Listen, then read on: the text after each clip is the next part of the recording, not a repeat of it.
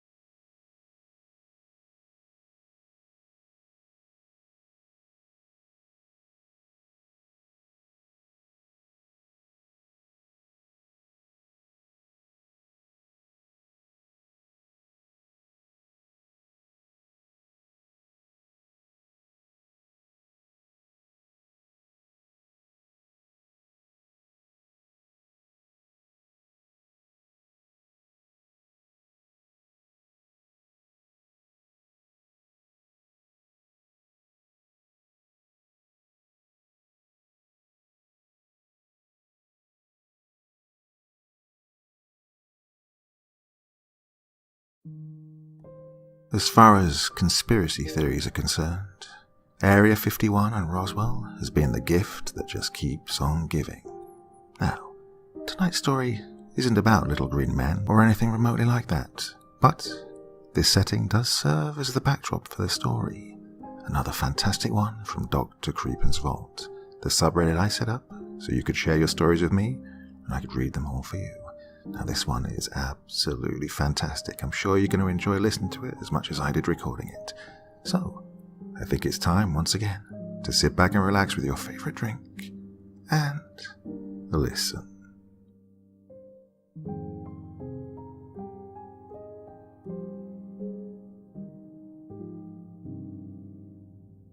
This has to stop. I'm writing this in the pitch black, praying that the letters don't overlap enough to be legible. Pencil snapping every time I try to use the damn thing. Feels like I've spent weeks in here. Days at least, but the clock in the corner of the room, last light blaring in this hellscape, only reads, it's been 3 hours. 3 hours of that dim red glow was more than enough to make me welcome what was soon to come. 3 hours, trapped with this thing inside my skull. Specimen 1148VI in Warehouse L, the building I was in charge of monitoring. One of thousands of microscopic oddities scattered throughout the massive blocks. I wasn't even a scientist there. In the location they never named in some strange attempt to avoid the garbage fire that was Area 51. I was simply a doctor on property, not even one for the far more interesting inhabitants. No, most of the time I just whittled away, kept in the dark on whatever happened beyond the 6-foot thick steel walls that separated my office from the warehouse on the other side. Therefore, my interaction with the strange, disturbing and fantastic during my stay was sadly restricted, limited to plucking oozing spikes from researchers' skin, cutting fungi, investing a janitor's paws, or deciding if Tylenol was truly a good enough painkiller for a man whose skin had been flipped inside out. That didn't mean I hadn't seen plenty over my 10-year stay here, grabbed right from university before my degree was in hand, with a promise of a $2 million salary, a 15-year commitment, clothing, housing, food, and whatever else I desire, as long as I leave without a trace. Friendless, estranged, income consisting of McDonald's and forging peers' doctor's notes. Well, I was happy to take the offer. I'm getting off track, sorry. It's hard to concentrate when your brain is slowly being ground to glop inside your skull. Honestly, I only worked a few hours a day, as I was only called into my office when someone was hurt, spending the rest of it busying myself with wandering aimlessly through sterile halls, spinning enough in my office chair to break it more than once, and cleaning vials obsessively until they shone. There was no internet down here, seeing how far we were underground, and sadly there wasn't a library I was allowed anywhere near, so aimless wandering was about the most entertainment I was liable to get. That changed a few months ago, however. Previously, I could expect 1 to 4 patients a day, maybe 6 if something particularly infectious or dangerous made its way around. I still shiver when remembering the day that worm got out in Sector X. One was not meant to sew holes through livers. That's as much as I'll say about that. But then, out of nowhere, I was getting 10, then 20, 30. I dragged some poor teenager from the kitchen staff to run around handing out Advil and taking names. I needed to just get the slightest hold of what was happening. At first, I thought there was just some large party I wasn't invited to. Everyone got a hangover and came to me as the one source of drugs in the warehouses. It wouldn't be the first time. The last 3 years of university seemed to just be an endless cycle of that particular emotional hell. But as the day wore on to days to weeks, until a full month and a half had passed, with patients banging down my door odd hours of the night, it was very clear some overblown New Year's party wasn't to blame. They all had the same symptoms: intense fatigue, movement issues, and, most of all, crippling migraines, the slightest hint of light causing debilitating pain. There wasn't much I could do for them, other than painkillers and time, writing them notes to let them stay in their chambers, with the lights off and floor put on a noise limit, sending them on their way with a smile and some blood to test, forcing myself and the kid to wear safety glasses at all times around patients just to bring some calm, as if we were professionals and not two undertrained, overpaid idiots. The halls soon were silent. The few people milling through had sunken eyes, exhaustion edged in their walk. My patient numbers died out again, from 40 to 20 to 10, eventually back to the usual trickle I expected, as nearly the entirety of Building L's staff was out of commission. The building itself closed down for inspection by people far more qualified than me, which left me with a lot of time on my hands, and even more blood to study. It was strange, though. I couldn't find anything. There was nothing there, just clear, healthy blood, kept in prime conditions. I did everything I could to these vials, diluted them in water, dropped it in a radiated bucket, sent through Petri dishes and x-rays and everything else I could think of, which, considering I never even probably finished my degree, wasn't much. But every day, the halls grew deader and deader. Soon residents of buildings M and K, whose staff had been dispersed into building L once investigators cleared it, claimed there was nothing out of place beside a broken bottle and the smell of chlorine, but to be safe, put the buildings under quarantine. I'd like them to say that to the men and women currently trapped in beds with an IV drip when the attempts to drink water became too much to bear. Me, of course, living in said housing block, was included in the lockup, though it seemed like I was the only one mobile enough to be annoyed.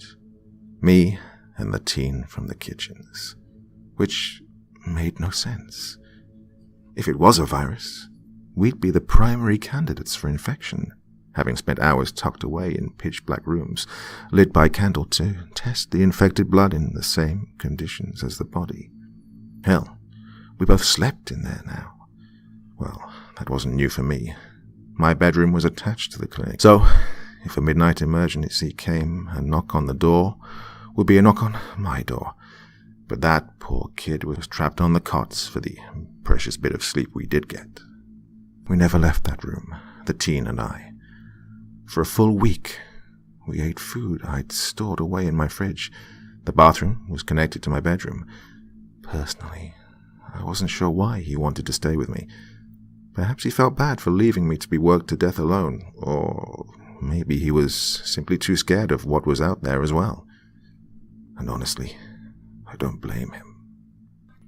Time ticked forward. No news, no breakthroughs. Neither of us stepping foot outside the shelter we'd become convinced was our savior. Enough to see that if we fell sick, no one was going to come to our rescue. We gathered data through the IV drips, sensors attached. We monitored toxicity and heartbeat and temperature, but not a single goddamn thing was wrong. They were perfectly healthy, wasting away in a state I prayed felt like a coma for them, because it certainly didn't for me. A full 2 months since the infection took hold. The last member of staff was contaminated. A full 2 months since the infection took hold. Our hiding was over. A full 2 months since the infection took hold. The thing took the electrician. It was the middle of some time. I didn't know if it was day or night. There was no real concept of that down here anymore. We'd covered up the clocks in the room long ago, since watching the tick away of it just made everything seem even more bleak. Food supplies were running low. We were relying on the crushed bottoms of cereal bags, scrapings from used avocados, and the peels of bananas. Technically, there was nothing stopping us from wandering into the deserted kitchen, cooking up a feast of whatever we'd like and stuffing ourselves full. But neither of us wanted to do that. The outside world had become a danger zone, we'd convinced ourselves, as if the air in here was filtered. But in the middle of some time, while I cooked up a soup of boiled water and the wilted leaves long expired in the back of the freezer, and the kid went on and on about the girl from Warehouse S he knew was the one, the stove, light, and fridge cut out. The hum of air conditioning fell away, and all that was left was a steady wheeze of breathing. We met eyes then. We met eyes with a look of dread. Because if the power was out, so were the IVs. They needed to be set individually up on generators. If the power was out, we were going to need another way to get measurements. If the power was out, we were going to need to go outside.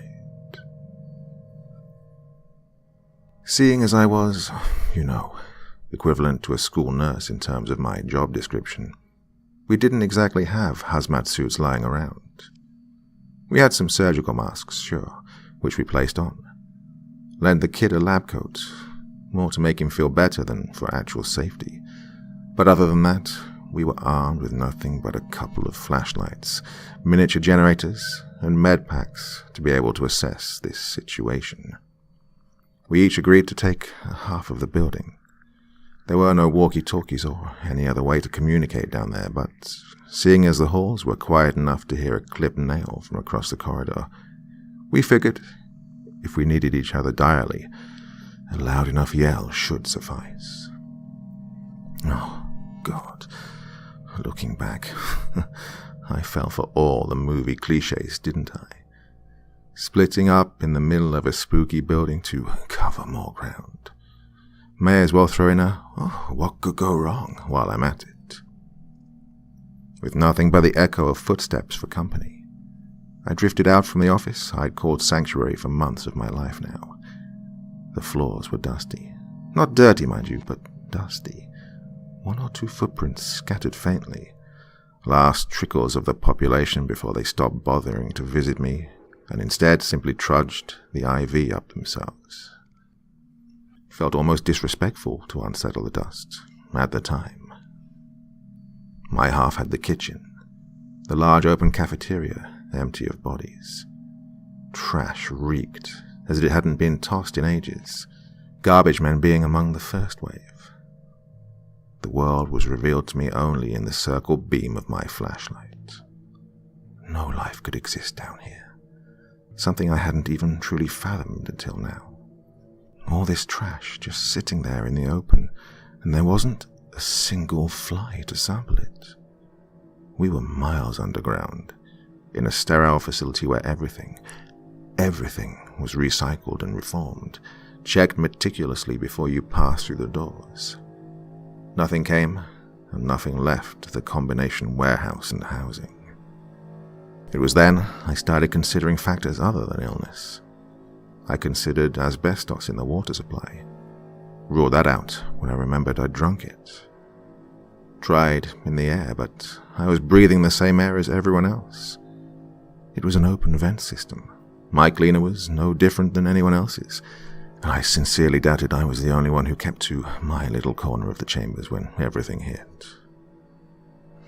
As I finally started to hit the first dormitories, my mind raced faster. Touch? No, I had my hands all over my patients. I had their blood sprinkled into my own cuts from countless accidents. Food? No, when I stocked my kitchen, the infection had already taken hold. Worm? Parasite? Alien creature beamed from the depths of hell? Even then, it would be impossible. It's a living thing. They need to, for a lack of a better term, relieve themselves, and with our technology, a single stray micro drop of urine would show in the blood. I was procrastinating then. I knew I was, because I didn't want to open that door. I didn't really want to know what had caused it. I just wanted my good salary and easy job I'd been able to brag about at the top secret government parties I was sure I was going to be invited to as a med school dropout. I never wanted this. But life doesn't care about what you wanted, I suppose. So my gloved hand wrapped around the smooth metal handle and pushed. Mr. O'Donnell? My voice was strict. I was never strict with my patients because I never worried for my patients. For the bad cases, my job was to give them the number of the hotline for people actually trained for this shit. But I was worried for my patients here. But I was even more worried for myself. Yes, came a weak voice from the corner of the room. It was a rather small room, though. A bit smaller than a ship cabin, but even then, it was barely audible. I strutted over with all the confidence of a prancing wiener dog, stethoscope on like headphones in a desperate attempt to feel like I wasn't out of my depth. The room smelled sweet, sickeningly sweet, honestly, though I attributed it to O'Donnell being older than the dirt just outside the walls. It took everything in my precious years of training not to ask how many Glade centers he'd shoved into the damn space. Your IV cut. I'm here to repair it. Thank you.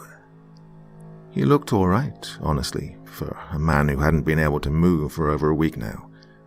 Sure, he was a bit more wasted away, but he wasn't exactly Johnny Bravo to begin with. His pale, papery skin shone blue under my flashlight as I tried to replace the needle. I'm going to be running a few tests on you. I set up the machines, took his heartbeat and temperature. Is that all right? Just make it go away. The desperation in his voice was almost enough to make me hurl. After checking for any new bruising, discoloration, and physical sign of illness at all, and finding nothing, I decided, fuck it. At this point, let's try for throat redness and pupil dilation. I fumbled with the flashlight, nearly dropping it as I tried to hold it and my stick at the same time, before I finally leaned over to glance into his mouth, holding it open with the stick. Nothing. Literally, nothing wrong.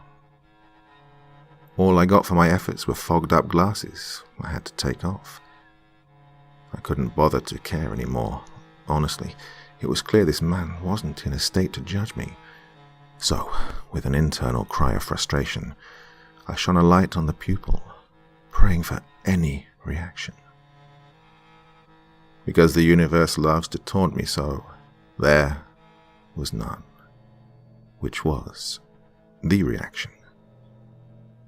I didn't believe it at first, that this was what we were missing. Shifting the light, I looked closer at the eye. That didn't twitch a bit.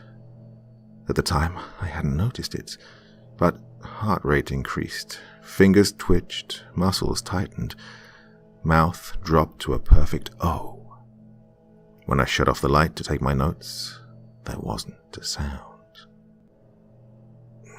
Mr. O'Donnell. I admit I'm probably a bit old to be calling other men Mr., but it's a habit I doubt I'll outgrow.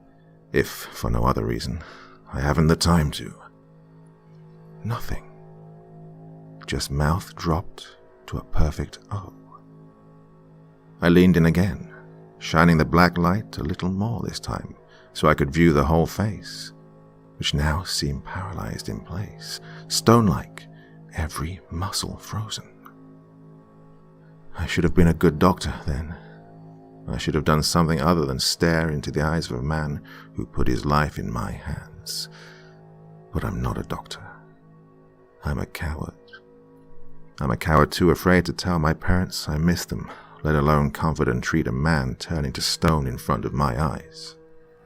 Instead, I packed my bag, calmly, coolly, IV plugged in, closer to the man, little red light blinking on and off at his heartbeat.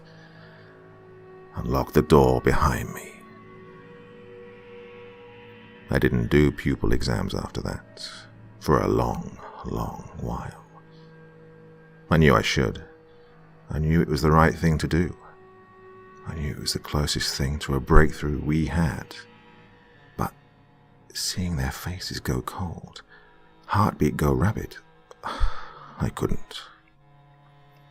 Occasionally, my hand would slip and the light would land on someone's eyes. Sometimes the person would go rigid, like O'Donnell. Others, they'd scream and writhe in pain, lashing out and crying. One grabbed the scalpel from my makeshift desk of her nightstand and tried to cut the bulb. Instead, succeeded in severing my fingernail. Looking back, I don't know why I didn't just quit. What I was doing wasn't doing much good. I know, if I were to live like that, trapped in a hospital bed, I'd prefer to have my veins untapped and fade away instead of having to do what I know needs to be done when this story is told. After a few hours, drifting room to room, in the pitch black and deathly silence, with nothing but my flickering flashlight to follow me, there was a single room left. A young woman, Ms. Wayfeld, one of the lead environmentalists in Warehouse L, in charge of everything from temperature to humidity. I remembered her vaguely from my repeated attempts to convince her there was no reason to keep the hall's Arctic cold. She told me, as a medical officer, I should know it was to prevent viruses from spreading. I, in reply, said I'd rather sweat E. coli than suffer the freezing any longer. The air was lowered 10 degrees that evening. I had it in for her, for a little while after that, perhaps not being as gentle as I should have, bandaging a cut she'd gotten from a broken wineglass, but we were civil. It was almost a joke by then. But even if I'd despised her with all my being, I wouldn't have wished this fate upon her. As one of the higher-ups, she had what none of the lowly workers like me had. Sunlight. Well, not actual sunlight. We were obviously too far underground for that. But the roof of her quarters had a screen atop, projecting the image of a sunny blue sky. It had been the only benefit of being sent for discipline, getting the slightest taste of the world outside. Now, without it, from the power outage, the room was dingy and as cold as the rest of them. I let myself in. went through the motions of plugging the machines into the battery generators, doing a sweep of the room for anything off, and uncovered Wayfeld's face from under the heavy blankets. She, as one of the more recently ill, actually began to stir. "Doctor." Her voice was slurred, almost drunk, eyes shut tight, timed with the beep of the IV machine. "Cover the light." Ah, right, light sensitivity. Maybe even worse than I thought. I did as she asked, using a stray sock to lay over the control panel, blurring out the little red numbers on the screen. She coughed into her hand, eyes opening just a little before closing. "Any progress?" "Yes," I lied, because I'm a coward. "We should have a cure up within the hour." "You're a shit liar, you know." Had to try. Pure, black silence. I went to go away. I wanted to go away. I wanted to retreat to the halls and never come back. But Wayfeld, determined to somehow make my life hell, actually dragged herself up to sit. "I think it's my eyes," she muttered. "There's something throbbing right behind them, in my temple. Check them for me, won't you, Doc?" She spoke like some old cartoon character, and, even in the pitch black, I could just feel her smile covering up the desperation in her eyes. I couldn't leave then. It wasn't an option anymore. My feet dragged along the tile, shuffled and slow, hand shaking. I'd have to shine a light in them. If you'll get rid of this, I'm fine with that. Why did that have to be the answer? "Lean back," I instructed, using my little white light to raise her head back. She did as asked, eyes open, skin clammy and pale white, for her dark skin. Stealing my nerves, I raised the light to her pupil. And she screamed. She screamed so loud my hand slipped. The flashlight dropped onto her nose, still shining in her eyes as I flailed. She was paralyzed, unable to do anything but scream louder and louder. My feet scrambling back before they hit the wall. I wanted to run, but without the light I couldn't find the door. I tried anyway, feeling along the wall for the metal handle, before quiet again. The screaming stopped. All was still. "Way?" My voice was cautious, taking a careful step towards the light. No response. With shaking breaths, I leaned over her, looked into her eyes, red and veined as a junkie's, when I noticed they were bulging. Just slightly, enough that, if she were walking around, I wouldn't have suspected a thing. Assumed she forgot to wash off some eyeliner from the night before. Black ringed her eyes like a child's drawing, where they outline everything in an attempt to make it all pop. I raised the light again, over Wayfeld's still body. She wasn't dead. I knew that by the ivy's still constant clicking. But she was scared. Her heart beat faster and faster as I moved her hand for a better look, brushing back some of her hair. And I noticed it came back wet. I assumed it was sweat. That was to be expected. What with the air conditioner she so loved to torture me with down, the temperature was slowly rising in the crock pot we were living in. Air filtration was down as well, something that hadn't bothered me until it passed my mind, but now that it had, it was all I could focus on. I raised myself up, turning the light on and off and on and off to get any sort of reaction, but nothing would happen. My hands were almost soaked from trying to move her to a better position, before my hand came across a chunk. Sweat didn't have chunks. It felt like mucus. I hate to be crass, but it felt like those clumps of white mucus you get when you blow your nose too hard during a cold. It was warm and fleshy to the touch, spreading like jello when my finger pressed it down. I really, deeply, truly wish I had just walked out of that room. With reluctance, I slowly raised my hand, bringing my light to match it. It was covered in red down to the wrist. I nearly threw up right there.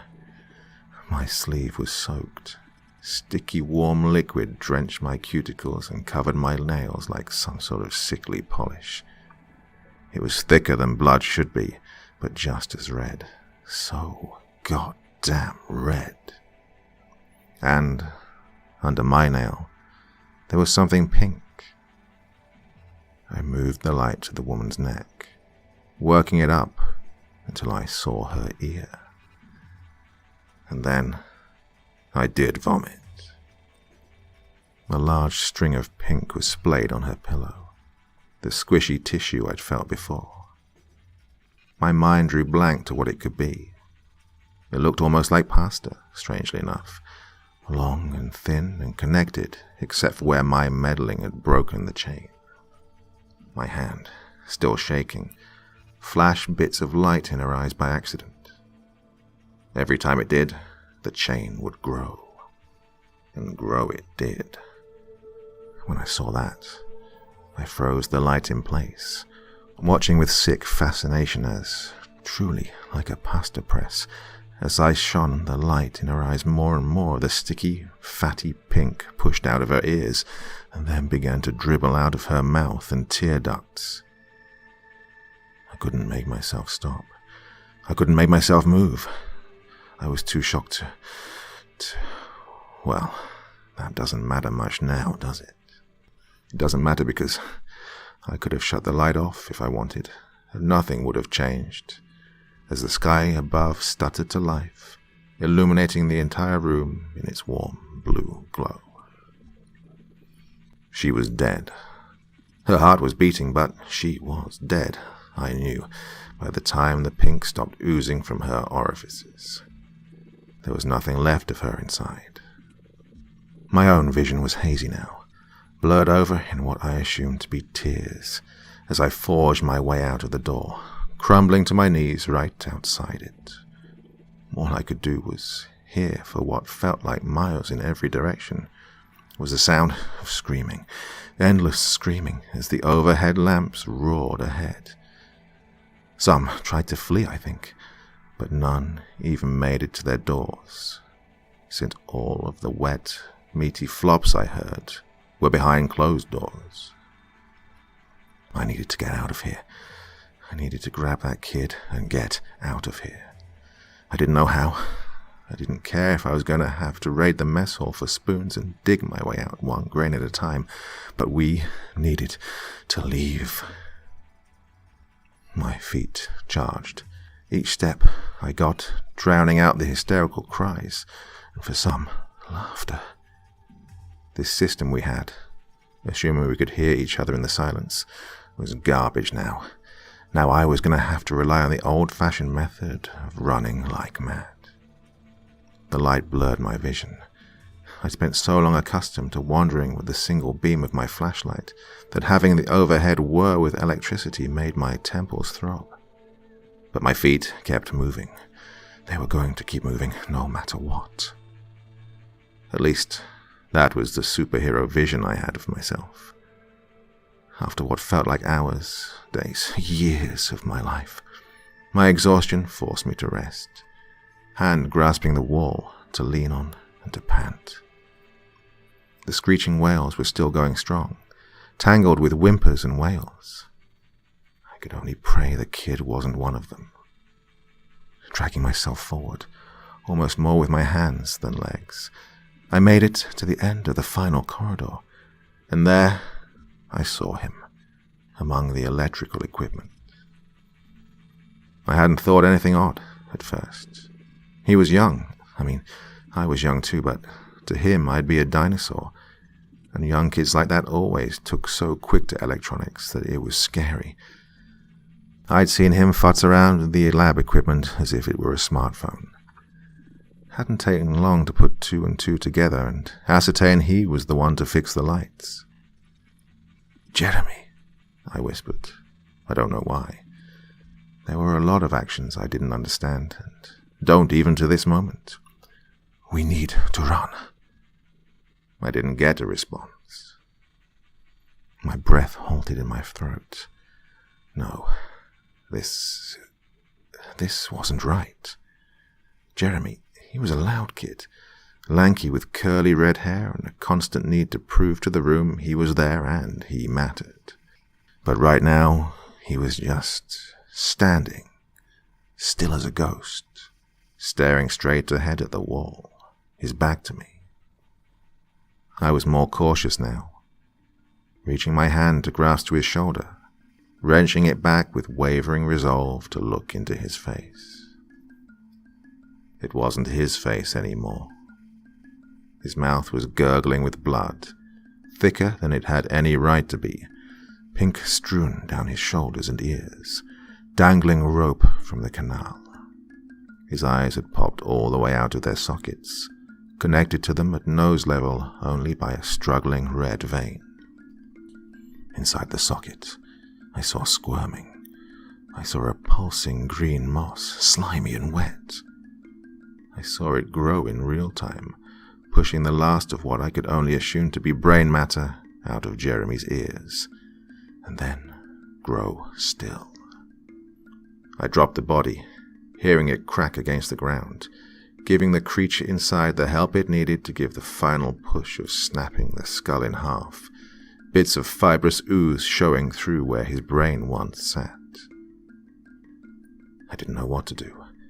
I still don't know what would have been right. I was trapped now, alone with this, knowing what this was. This wasn't a virus. This wasn't a gas leak or migraine. This wasn't a worm or anything else I could describe with human tongue, but it was alive. It was a live, conscious creature, some sort of moss plant bug thing without eyes or mouth or guts, some sort of monstrosity that took root in its host and blossomed from the light. And then my head began to ache. My feet moved faster than my mind as I felt my nose begin to trickle blood. Flying down the steps and stairways to my office, crashing the door behind me and shutting every light in the room I could. Curling up in the corner, shaking mad. My glasses were still in my shirt. Optic nerve, I realized. This thing spread its pollen through the air or eye contact. I don't know, but it traveled through the tear duct and into the eye, where it lies in wait and grows until it crowds out everything but the very primal base, leaving its host nothing but a beating heart and hollow cavity. Didn't take much to figure out. That thing was inside of me now. And that brought me here, I'm afraid. I don't know what to do. I should shut off the little red light that tells me the time. I'm sure it's letting this thing grow, but I needed to write this. I needed to leave some sort of record of what happened in Warehouse L. I don't know how or why it happened. I don't know if it was the drop bottle they found, or some underground creature no one had thought to keep out. Don't even know if this thing's from Earth. Now's not the time for conspiracy theories, though, I suppose. Don't know what it's time for at all, actually. I'm going to turn off the little light left. What happens next? I don't know. I could attempt to live my life in pitch black down here. I could scoop out my eyes with a spoon and spend the rest of my life navigating the narrow halls through touch until I find the mess hall, gorging on rotting bananas for the rest of my life. I could use the scalpel to cut my throat. End it all here. Maybe there's a reason this thing keeps your heart awake. It needs it. So, if I could starve at least one of them of a meal, it'd be a minor victory. My mind turned to Jeremy. Skull cracked and eyes hanging, knots on a long, glinting rope. Scalpel it is then.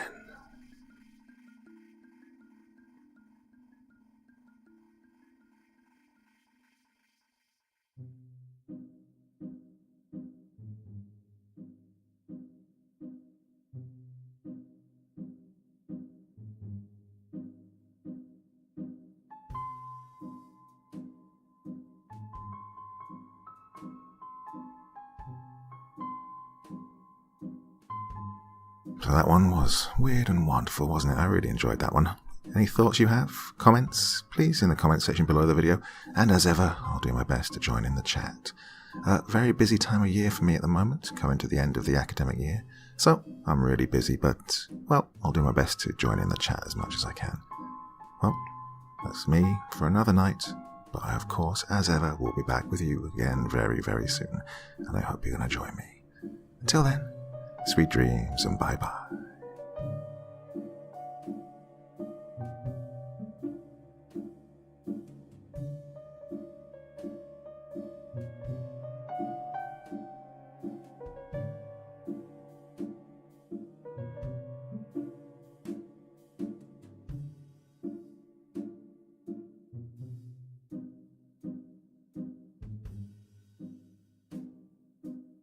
Thank you so much for choosing to spend your time listening to me. Now, if you enjoyed the Dr. Creeping experience, then come find me on Facebook. Come chat with me on Twitter. Listen to the background music and download it if you like on SoundCloud. Drop by the store, pick up a t-shirt. And, importantly, if you've got a story you'd like me to read, send it to Dr. Creeping's Vault, the subreddit I set up so that I could read your stories. Now, looking forward to seeing you all again real soon. So, come check me out, okay?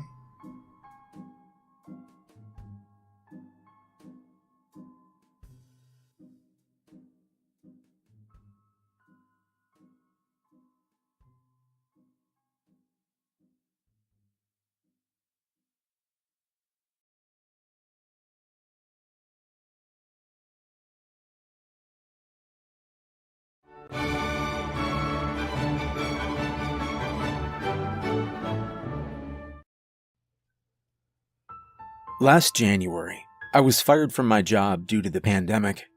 I couldn't pay my rent, but evictions were frozen, so I basically sat at home stressed and terrified that my unseen landlord would find some other way to drive me out onto the street. I felt like my fears were coming true when he showed up unexpectedly one evening. But I opened the door to find a smiling, stooped-over old man wearing a disposable blue mask and baggy clothes that hung from his skeletal frame. "Oh, I thought I'd go around meeting my tenants, since we're all tied together for the time being," he told me, his voice quavering slightly from age. "You can call me Mr. Durham." "It's nice to meet you," I lied, hiding my stress. "Look, I'm sorry about not paying the rent this month. Everything's shutting down, and I lost my job, and..." He waved away my excuses. "None of that, no worries. I'm an old bag of bones. What would I do with money?" He looked up, locking eyes with me, and took several seconds to lift his cheeks for a wide smile that I couldn't see behind his mask. "I'll waive your debt. All I ask is that you donate to a blood drive this month. Give back." I couldn't believe his generosity. "Really? That's so incredibly kind of you." He waved away my thanks, the same as he'd shrugged off my excuses. "It's fine, no worries." He slowly gripped my wrist and squeezed it for a long moment. "Do you need me to send you some nice home-cooked meals? Got to keep your strength up in these trying times. Surprised at his physical contact, but, as always, chronically incapable of accepting gifts, I shook my head. I'm alright. Thanks, though. He removed his hand, but soon brought it back with a little red card. Here's the blood drive's address. Oh. Taken aback, I gazed down at the card in my hand. You, had a specific one in mind? He winked. Got to make sure you actually do it. And with that, he turned and hobbled away at a snail's pace, leaving me to feel subtly violated in an odd way I couldn't quite put into words. But what choice did I have? If I could avoid being homeless by donating blood, well, I had to do it. The next day, I went to the address on the card. It was only a few blocks away, but the walk took me in an unfamiliar direction, past heavily trafficked roads thick with car exhaust, and down labyrinthine side streets full of shuttered businesses. The directions on my phone told me to turn into a dead-end alley, but I stood there at the mouth for a couple minutes, struggling with trepidation. I could see the steel entranceway from here and a small red sign. Why was a blood drive through a barely marked door at the end of an alley in a semi-abandoned part of town? Nobody else went in or out while I waited, but the afternoon was wearing on, and I told myself to get it done before the sun set. I didn't want to walk home in the dark. After texting a friend my location in a slightly joking manner, I headed down the narrow, clean alley and grabbed the door handle. Within was a white waiting room. The chairs, the walls, the floor, all spotless ivory. A nurse with pale skin to match sat at a white desk reading a book. I couldn't see anything but her eyes behind her mask, and she ignored me until I walked up and said, hi, I'm here to give blood? She glanced over from her book, looking first at my hands, then around my upper body, as if expecting me to be holding something. Confused, I added, For Mr. Durham. She said. She turned in her chair, grabbed some forms, and handed them to me. Fill these out. Not unexpected, I supposed. I sat in a chair and filled out the forms with a red pen, on edge because of how oddly silent the place was. I didn't hear anything beyond the waiting room, and I still saw nobody else entering or leaving. I was definitely feeling nervous, but I thought it through. Why would anyone here hurt me? If I didn't return from this place, the authorities would immediately connect my disappearance to Mr. Durham because of the text I'd sent my friend. On top of that, the nurse behind the desk was genuinely bored. I watched her out of the corner of my eye. If she was part of some sort of organ thieving or human trafficking ring, she would be on edge just like me. Instead, she just sat reading. I leaned to look. Oh, 50 Shades of Grey. She saw me looking and narrowed her eyes. My cheeks burned. Right, not a human trafficker. Taking a deep breath, I stood up and returned my forms. Follow me, she said, leading me back through a set of pearl doors into a sterile hallway. I glanced back at the front desk, about to ask whether it was okay for her to leave it unattended, but it didn't seem like anyone was coming in regardless. I followed her into a standard medical room and sat on the chair within. She made me make a fist and tense my arm. She cleaned a particular spot and then brought a very large needle towards me that was connected by a tube to a hanging bag. It was only as I felt that familiar enervation from having my blood drawn that a thought occurred to me. I hadn't asked for proof that Mr. Durham was actually my landlord. He could honestly have been anybody, walking up to apartment doors in search of suckers on behalf of... I lifted my head suddenly, fighting an overwhelming, draining feeling. Take it easy, the nurse told me. You passed out. She removed the needle, and I blinked groggily. Am I done? Yep, all done. See you next month. Oh, I'm not coming back. I stopped halfway through my sentence. I'd assumed this was a one-time thing, but if it was in lieu of rent, well, I guess it would have to be monthly, wouldn't it? She led me back to the front, and I stumbled into evening twilight, feeling light and shaky. Well, they hadn't killed me or stolen a kidney. Right? I touched my abdomen. No surgery scars, thank God. Later that night, I sat around talking about it over a group video call with my friends. Feeling tipsy after a single beer, I explained what had happened in dramatic fashion. The guys didn't seem to fully understand. One asked, "So this Durham guy waived your rent, then asked you to donate blood as some sort of pay-it-forward thing?" "I don't know," I told him. "It was at this super shady and out-of-the-way place. I was really scared." Another said, "Yeah, giving blood can be pretty scary sometimes. Did you pass out?" I did, but I tried to explain why it had all felt so weird, but I supposed it was impossible to convey without having been there. They lightly teased me for fainting, then the topic moved on. For the next couple weeks, I moved on too, until rent time rolled around again. Without anything better to do, I just sat in my bedroom waiting to see what would happen. Inevitably, a knock came on my door on the second evening after rent had been due. I answered it to find Mr. Durham standing there. He wasn't quite so stooped over, and his voice was a little stronger. His eyes were intent above his mask. "The blood drive's expecting you." "Oh, right," I said warily. "Instead of rent again?" He nodded. "That's the deal." "I'll go tomorrow." "See that you do." Feeling odd all over again, I closed the door softly as he walked away. What had initially seemed like an act of charity and communion now made me feel uncomfortable. Worse, I was starting to run low on savings, so I didn't really have a choice. The next day, I went earlier in the afternoon than before. The same nurse was there, all but her eyes still hidden behind her mask. This time, she was reading A Clockwork Orange. I didn't have to fill out forms, but I still had to wait for some reason until I realized she was just finishing her current page. She closed the book, stood and said, "Okay, follow me." I lifted my head suddenly, fighting an overwhelming, draining feeling. "Take it easy," she told me. "You passed out again."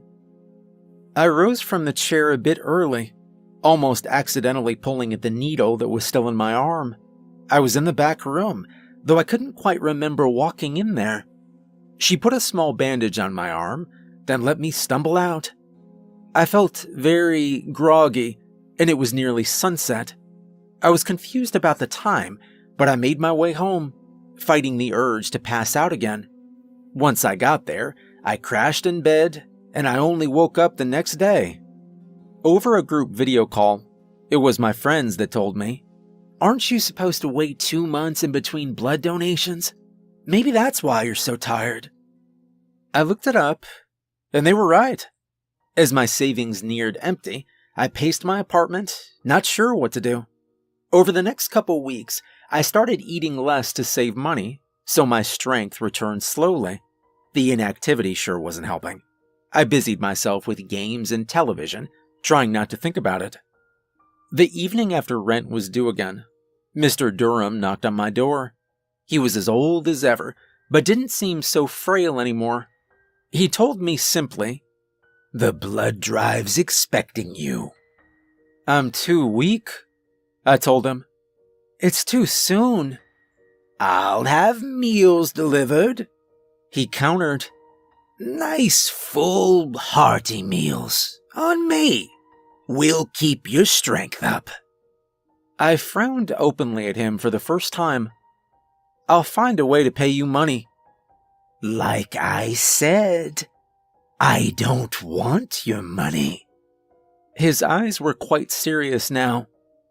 "I want you to donate blood." Then I'll do it at another place. No, it has to be that one. I shook my head. Why? Why do you want me to donate blood at that specific place? I don't owe you an explanation, He said. Do it, or face the consequences.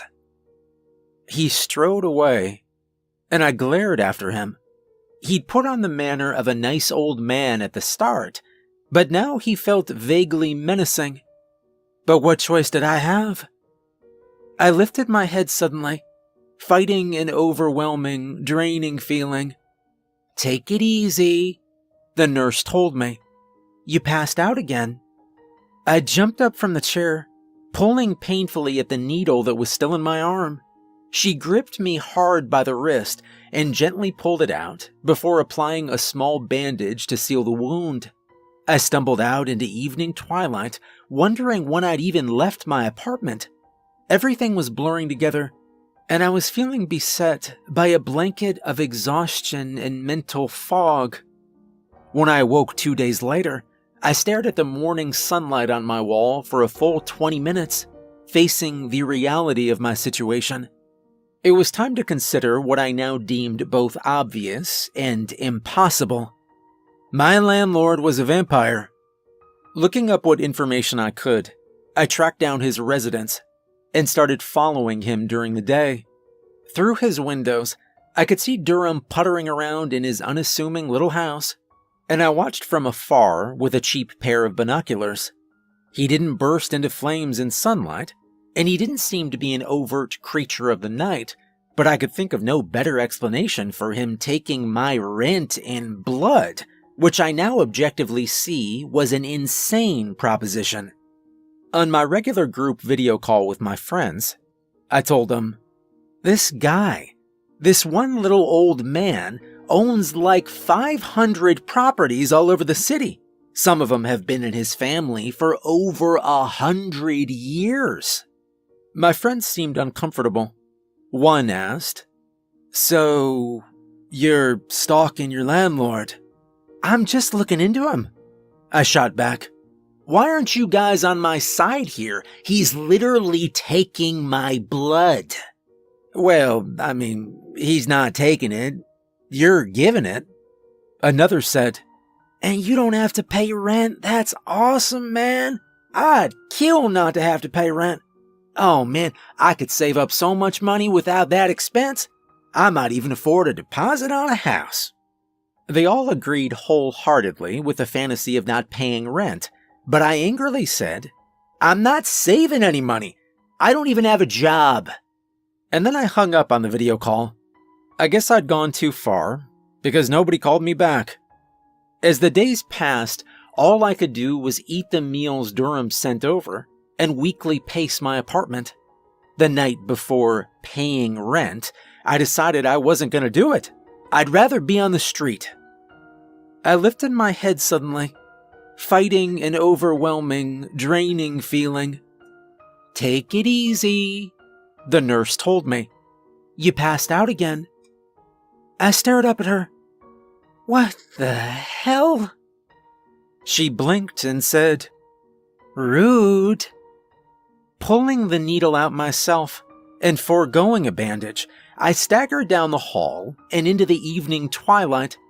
It was all I could do to make it home and pass out in bed, awaking in a blink of an eye to afternoon sunlight. What day was it? I'd paid rent 2 days before. I got up, found the pile of delivered meals, and hungrily wolfed them all down, ignoring how long some of them had been sitting out. I passed out again, this time from a food coma, and awoke in a mess of wrappers in the middle of the night. My life was becoming a blur. Too weak to do anything else, I lay around watching TV for an indeterminate amount of time. I'd just watch one series while I recovered. Then I lifted my head suddenly, fighting an overwhelming, draining feeling. I tumbled forward, interrupting the nurse's platitude. I grabbed the wall and lurched this way and that, fighting my way out of the donation center despite nobody trying to stop me.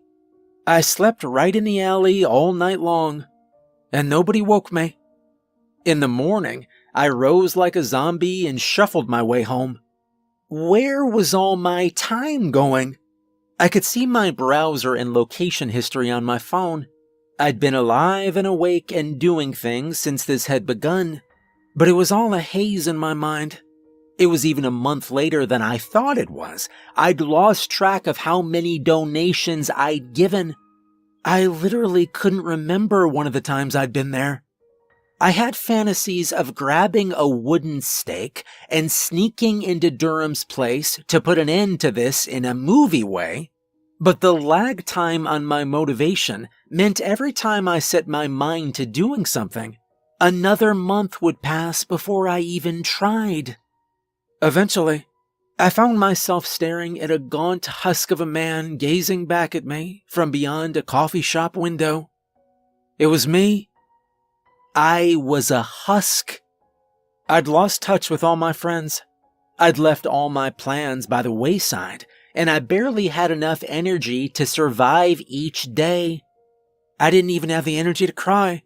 I just asked strangers on the street for change, a laborious process which took hours and drained all I had left. They were quite giving once they really noticed me and saw how sick and listless I was, but it took a lot of convincing to get anyone to actually look at me. I bought a bus ticket and crumpled in a rear seat. And then I lifted my head suddenly, fighting an overwhelming, draining feeling. I screamed incoherently and finally shed a tear, but it wasn't the nurse.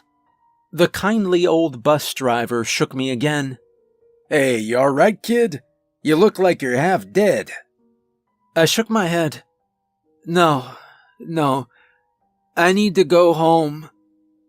He glanced around at the empty bus, then back at me. "You know where it is?" I held out my phone, which I'd used to map the route the day before. "All right, you just hold on," he said. "I'm not supposed to do this, but I'll drop you off at home before I clock out for the night." I just kept crying, desperate to go home. I can't imagine what my parents must have thought, seeing a commercial bus pull up directly to their house, but that saint of a man must have knocked on their door and explained things. I awoke in my childhood bed some unknown number of days later, finally able to think again.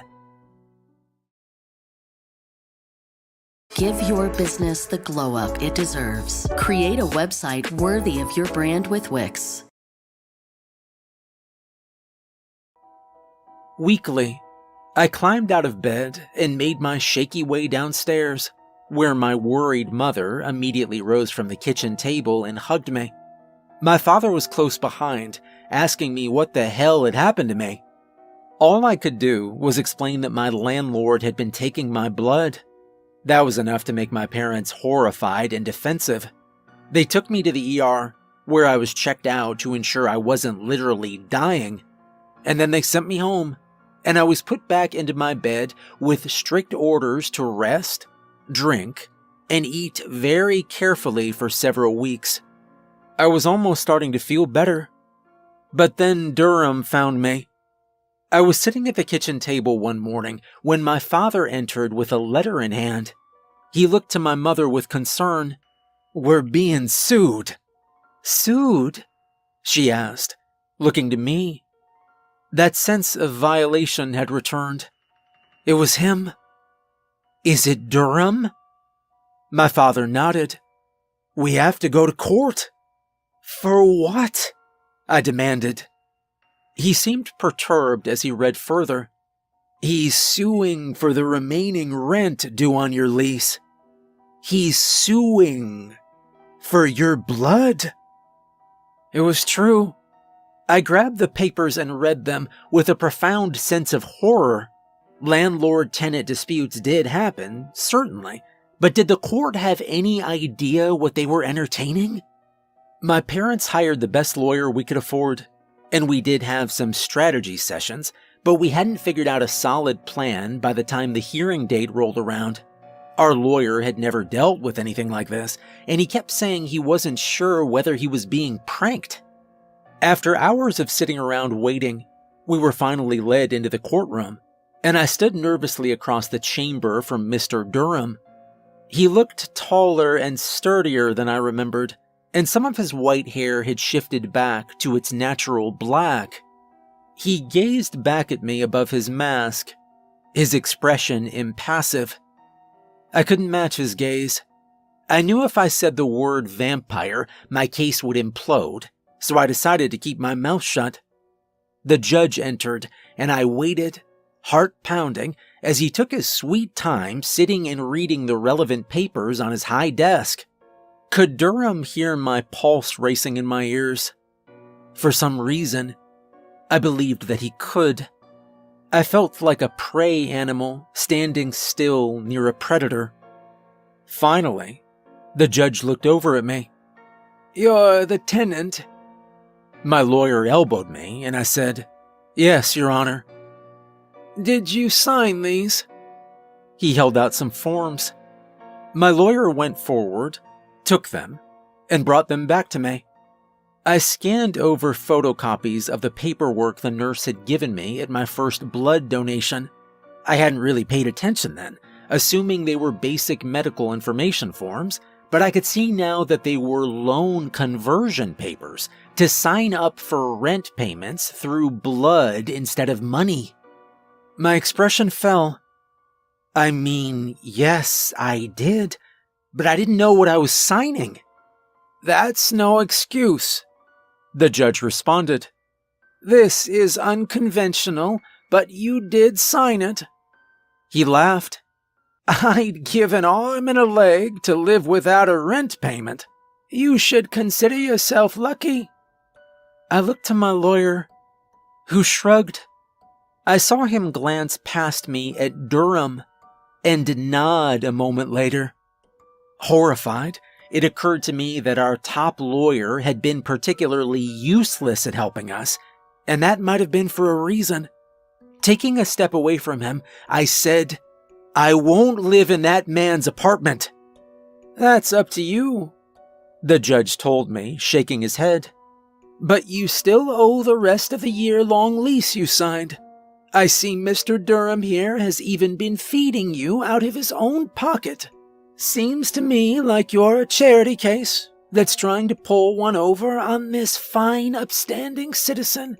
I'm considering ordering a summary payment in full right now." I looked to my parents behind me, who seemed confused while my lawyer remained silent. Putting two and two together, I protested. A full year of blood donations given all at once would drain me dry. It would literally kill me. The judge hesitated. "Oh, right. Guess I didn't think about that. Such a strange case." He took another look at his papers. "All right. What I'll do is make the full payment due immediately as a debt, but you can pay in installments with interest." "Interest?" I shot back. "How can I pay interest on giving blood? I can only donate so much at a time, and then I have to wait. This will make me owe him indefinitely." "That's for you and Mr. Durham to work out, I suppose. If you don't pay, I'll have you imprisoned, and then they'll just take it from you there." The judge sighed and raised one eyebrow. "You kids, I swear. You knew what you signed up for. Now it's your responsibility to pay what you owe." Raising my voice even louder, I lost my composure. "This has got to be a joke. This man is a vampire," I shouted. "Now listen here. Insults do not belong in this courtroom." "I'm not insulting him. I'm saying he's an actual, in-the-flesh vampire. Why the hell do you think he wants me to pay in blood?" The judge balked. I felt like I was getting to him. And then I saw him glance over at Durham. Mr. Durham nodded slightly. Oh, it was like that. The lawyer, the judge, this was all a sham. Mr. Durham owned 500 properties in this town, and who knew what else? I'd walked into a death trap.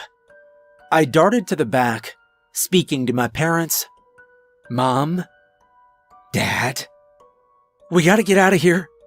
We gotta move away. He's gonna drain me for the rest of my life. My dad seemed uncomfortable. I could tell he just saw this as a normal courtroom. He thought the system was functioning, and that something must be wrong with us, not them. I don't know. You did know what you were signing up for. It's up to every individual's personal responsibility to pay what they owe. That's what I was taught, and it worked out for your mother and me. I pleaded with my mother. She winced sadly, but said, Listen, dear father, he knows best, and I'm sure everything will turn out all right so long as you make your payments. I looked to some of the other watchers in the room, who were quietly awaiting their turn on the stands, but they had their own problems. They avoided eye contact with me. Fine. Forget my dignity. Going up to Mr. Durham, I told him, Look, I'll give you my blood. I'll give it to you regularly for the rest of my life. Just let me do it at a pace that doesn't leave me barely alive. His eyes were ice cold. Why should I? He was actually asking me. He wasn't being rhetorical. Surging with energy, I let it all flow forth. I just want to live. I don't have big dreams. I won't ask for much. I just want to be a person. I want to have friends. I want to watch TV shows. I want to go on walks. I want time. Tears ran down my face as I thought about the fog I'd briefly escaped. I just want time. I just want to be a person. Can't I just be a person? Considering my words, Durham's cold eyes jumped to the judge. I followed his gaze. The judge's eyes were misty, but he was far more scared than he was compassionate. At the other stand, my lawyer had his gaze averted. His knuckles were white on the handle of his briefcase. They both knew exactly what they were doing. I looked back up at Durham. He decided simply, no. My heart sank like a rock. What? Why not? He almost seemed surprised I didn't know already. Because I don't care. The judge said something by way of dismissal of the conversation, and I found myself being let out by my parents in a daze. Durham had come to me in a guise of a kind old man, pretending to have my best interest at heart. But behind that act was an inhuman monster. He was going to drain every last drop of vitality from me and leave me a husk. And he didn't care one single bit. It was only on my stunned car ride home that I started receiving messages from the friends that had recently left me behind. They'd all heard about my case by word of mouth. Apparently, I'd set a precedent, and now they were all excited to convert their leases to paying in blood instead of money too. It was the only way to get ahead, they said. Save enough money on rent, and maybe, just maybe, they could buy a house of their own and never have to pay rent again. It was the only way to beat the system. I lifted my head slowly, no longer fighting the overwhelming, draining feeling.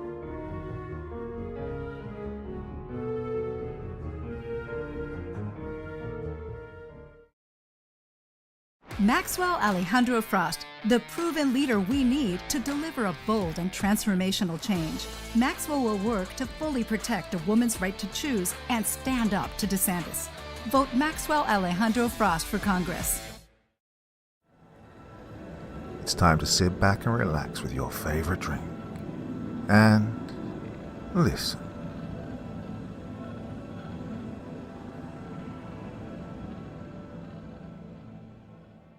Operation Apple Tree, Part 4.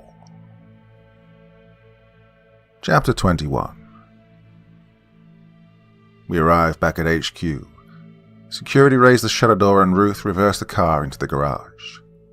As we sat waiting for the door to close behind us, Ruth gripped the steering wheel, turning it tightly in her hands out of stress. "So, what do we do?" she asked curiously.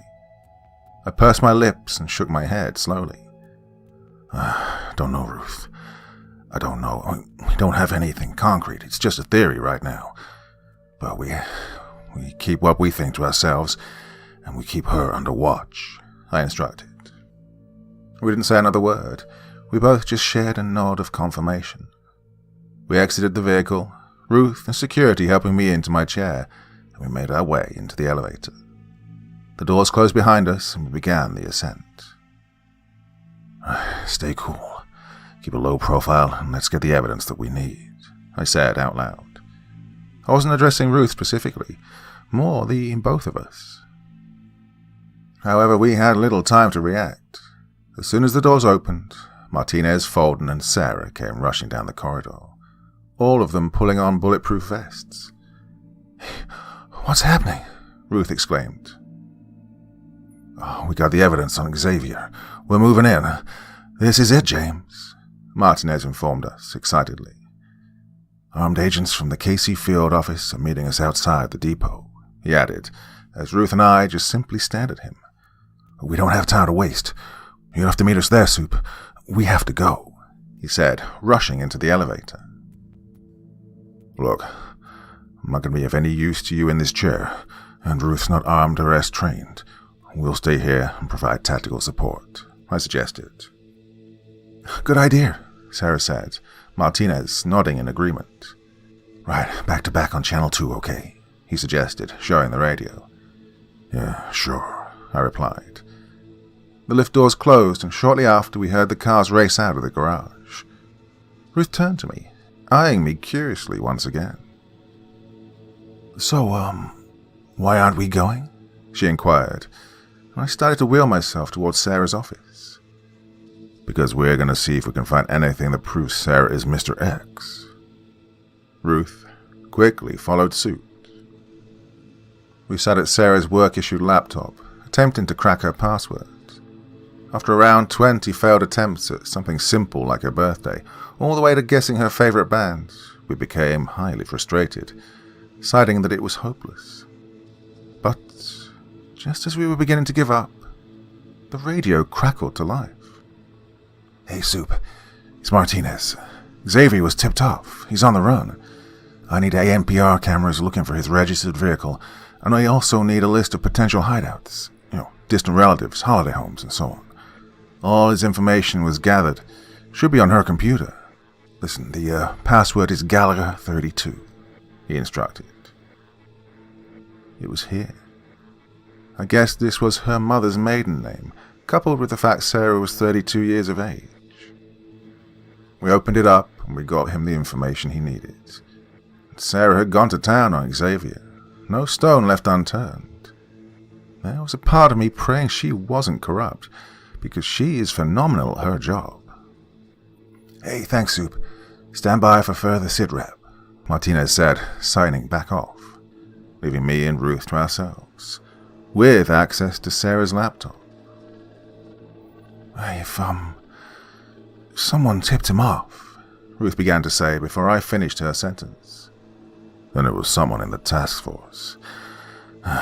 "Yeah," I said, shaking my head. I turned to face Ruth. Her face went from focused concentration to disturbed shock. "James," she said, pointing at the screen. I followed her finger to watch what she was looking at. On the screen was her search history. She'd been searching the federal database for Dennis Gordon and which prison he was in and what wing he was on. "Oh, fuck. Right, keep looking," I instructed. Ruth began incessantly typing away, going through everything she could think of. "Whoa, stop. What's that?" I snapped, nodding towards an email that was received 30 minutes before we'd entered the building. It had an audio attachment. We opened it. It was from the surveillance team, and read, "Urgent attention needed. Incriminating dialogue detected today at 14:43 p.m. We played the audio file, which was around a 49-second clip. "So, have you heard anything from the Sandy Marsh death? Getting a little nervous." "Don't worry about it. Spoke to Xavier. He said our backs are covered. He's signing it off as an accidental death. No one's going to be asking questions." "Okay, great." "Yeah, he said the task force is on its last legs. Soon this'll all be over and we get back to business as usual. But he said we did our part. Wants to meet today at 12. We get what we're promised." The recording ended there. We both looked at each other. "Oh, so that's what got the DOJ to sign off on breaking anonymity to arrest Xavier," Ruth speculated. "Yeah, but I thought the taps went dead, due to lack of evidence," I said, as Ruth continued scrolling down. "Hey, look," I said, pointing at another email, dated the day the taps were due to go dead. "Wiretap warrant extension for vehicles and home addresses for Detective Ryan and Officer Patrick accepted," was the subject line. We opened it. "Dear Sarah, after reviewing your proposal, we are willing to offer a conditional 2-week extension for the TAFs to remain active. However, this will not be granted for a third time. We will also review this after 1 week, and if there's no sign of incriminating evidence, then we may decide to cancel the warrant early. We wish you well in your investigation. Kind regards, Olivia Neal, Office of the Deputy Attorney General, United States Department of Justice." "So, why did Martinez say the taps weren't active?" Ruth questioned. "Well, maybe it's because he thought they weren't," I speculated. "Now, think about it. If we get Mr. X, break anonymity, the task force is as good as dead. Taking down Mr. X is as good as any RICO operation. He's the top of the chain, so theoretically, without him, the OCG falls. That'd be the only reason the DOJ would sign off. I don't doubt Xavier's dirty, otherwise why run? But, well, think about Marshall. He was dirty. He ran, but he wasn't rotten. But they set him up to be. Sarah, she put together everything on Xavier, pushing Martinez to arrest him.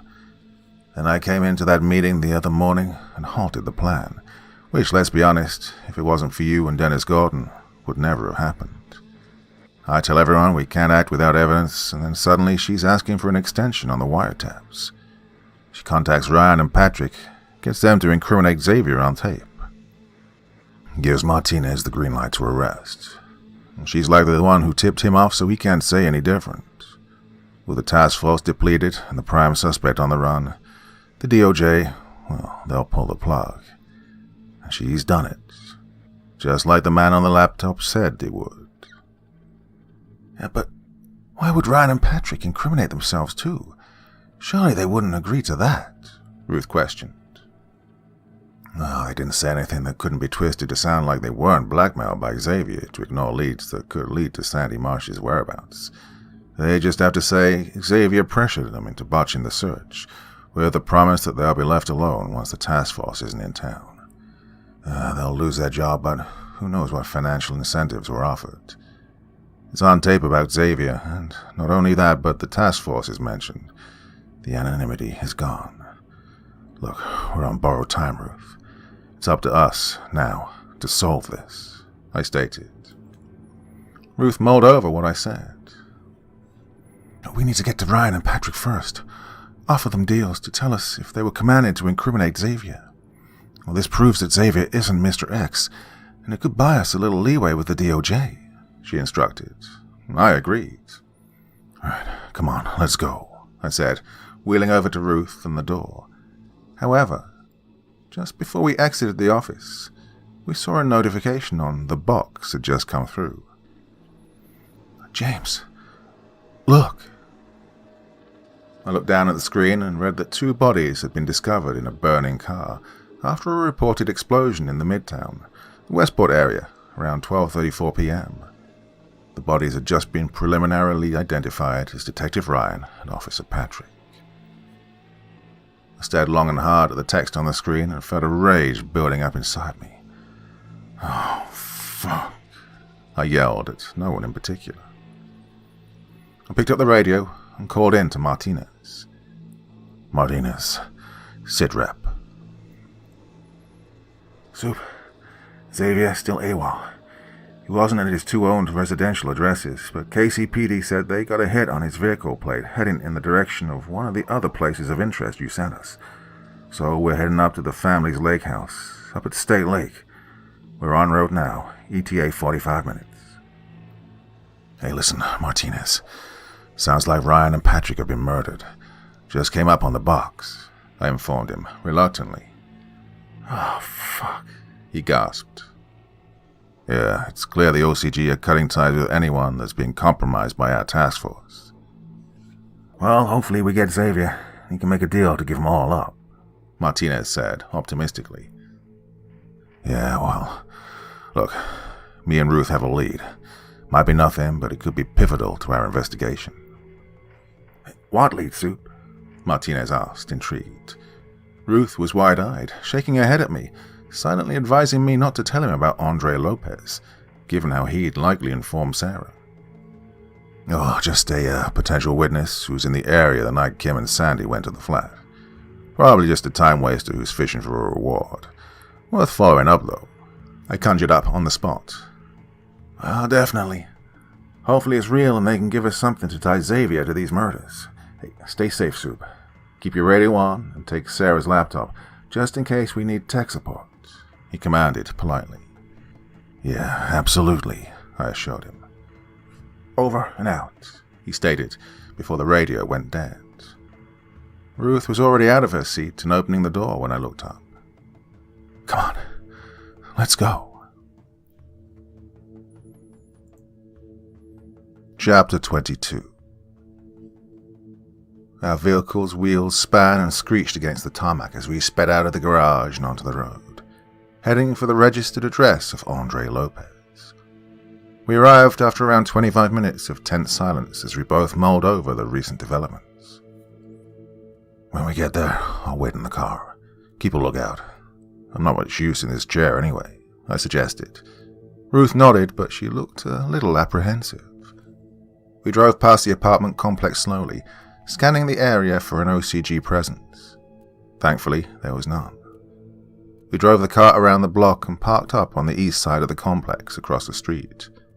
From here I could see the entrance to the communal gardens and the front of apartment 6D without anyone from the front of the complex seeing our vehicle. Any sign of life in there, you come back to the car and we leave. If it looks clear, then you go in. Look for anything of significance, take some photos, and we leave. Don't move or take anything, I commanded. Ruth inhaled deeply with nerves and exhaled in confirmation before she exited the vehicle and made her way around the block and into the complex of the apartments. I watched her walk into the communal gardens before heading up the steps to the front door of 6D. She followed her training to the letter and made sure no one was watching before she took out her bobby pin and picked the lock to the door. She'd been practicing, I thought to myself with a smile, even though this was technically and very illegal. Needs must, however. After 30 seconds of her fiddling with the lock, it clicked and Ruth made her way inside. I called Ruth on her cell, and a few rings later, she answered. Hey, I'm in, she informed me with a suppressed excitement. Oh God, you can tell this guy's a criminal kingpin. Everything in here must be worth thousands. Honestly, James, I'm a little jealous, she said facetiously. Come on, Ruth, concentrate. Look for anything that could link us to Sarah. Burners, laptops, dongles, or anything. Oh, we need this, I demanded. Okay, she assured me hurriedly. Let's see. Burners. She muttered to herself as I heard her going through the apartment, opening drawers and cupboard doors and so on. I sat there in tense silence, and I listened, waiting for any reply from Ruth, when suddenly I heard her say, Oh, hold on. I think I might have something. Ruth. Oh, what is it? I asked, but I got no response. Like a dark cloud looming over me, telling me something was wrong, it was at this point I noticed something rather unsettling. From my vantage point, I could see a black transit van pulling up outside the main entrance to the complex. 3 men climbed out of the van, wearing that all-too-familiar uniform synonymous with the OCG. They began hastily making their way towards the apartment which Ruth was currently inside. Shamefully, the terror of the situation caused my brain to delay in sending the much-needed messages to my mouth. On the other end of the phone, I could hear Ruth speaking, but it sounded like her mouth wasn't near the speaker. I could hear the sound of her iPhone snapping multiple images before I could hear her gasp to herself and mutter, "Oh my God, no. Oh, James, you aren't gonna believe this, but..." I didn't give her time to finish the sentence as my fear finally gave way and allowed me to act. I simply screamed into the phone as loud as I could, "Ruth, run." It was too late, though. They'd already burst into the apartment, and suddenly Ruth's phone went dead and I was forced to wait. I felt completely helpless. I could barely walk, let alone run to her aid. I couldn't do anything but watch. I grabbed the radio and immediately called in to HQ. 1019. I need urgent armed response and pursuit vehicles to 2929 McGee Street, Union Hills. 3 OCG, possibly armed. Immediate threat to life. I yelled into the radio, frantically. As HQ responded, confirming help was on the way, I saw the men exit the apartment, Ruth in tow. She was unconscious, her toes scraping along the floor as 2 of the men carried her out of the building and towards the van, whilst the third lit a match and threw it through the open door. And just like that, the building went up in flames, along with all our evidence and leads. The ARU wouldn't get here before Ruth was abducted, and I know what happens to people who get abducted. The thought scared the life out of me. But this time there was no hesitation, no delay in action. The adrenaline coursed through my veins and fractured limbs. I threw myself from the passenger seat into the driver's seat in a crumpled heap, groaning in pain as the agony pulsated in the cracks of my semi-healed bones. I didn't care, though. I needed to save Ruth. I fired the car to life, gripped the steering wheel as tight as my fractured hands would allow, and pressed my cast against the gas pedal. The car's spinning wheels, before finally the rubber grabbed the road and I went speeding after the van. The van screeched through the streets of Union Hill and through Penn Valley Park, with me in tow. A little all over the place as my casted hands and legs throbbed with agony as I squeezed the pedal and turned the steering wheel. Pedestrians were leaping out of the way. Lampposts and fire hydrants were set flying around the sidewalk as both vehicles tore towards the highway. Suspect vehicle traveling north on Monarch Highway 35. SSA Rodriguez in pursuit. Suspects have Agent Ruth Maddock hostage, traveling in a black transit van at rough speeds of 75 miles per hour. License plate is Sierra Whiskey Romeo 6429. I slammed the radio into the passenger seat and continued to pursue the van, which was swerving in and out of the traffic. Oh, the thought of never seeing Ruth again, should I not keep up with them, was far more painful than the agony pulsating through my nerves. I didn't care. James, are you there? It's Martinez. What's happening? A voice came echoing through the radio receiver. I fought through the pain to reach over to pick it up, and I screamed back into it. Yeah, I'm chasing the OCG. They took Ruth. I'm on the highway. I'm in pursuit. Tell HQ to track my phone. I'll be passing exit 15 in ETA 2 minutes, I replied urgently, dropping the receiver to concentrate on the task at hand. Roger, Martinez affirmed from my lap. The 2 vehicles had torn so rapidly through the traffic we were now on open road. Just me and them. A gunman in the passenger side aimed a pistol at me as I came close to the bumper of the van, trying to push the vehicle against the brickwork on the edge of the road, attempting to grind them to a halt. The problem was, I was a cripple with no backup. But all I knew was I didn't want Ruth to leave me. The gunman fired, puncturing my bonnet a few times and shattering the top right-hand corner of my windshield. Next, my passenger side mirror blew off. I maneuvered the vehicle out of his line of fire and continued pursuit. The exit was coming up, and the ARU would be able to join the pursuit, and we'd have a better chance of saving Ruth then. My heart totally sank, however, when the exit came up, and there was no sign of the backup as we passed the exit. They knew to track me, though, so all I had to do was stay with them, and everything would be okay. Everything had to be okay. Closed my eyes for a second, in a futile attempt to cope with the pain ravaging my entire body. But that was nothing compared to what I felt when I opened them.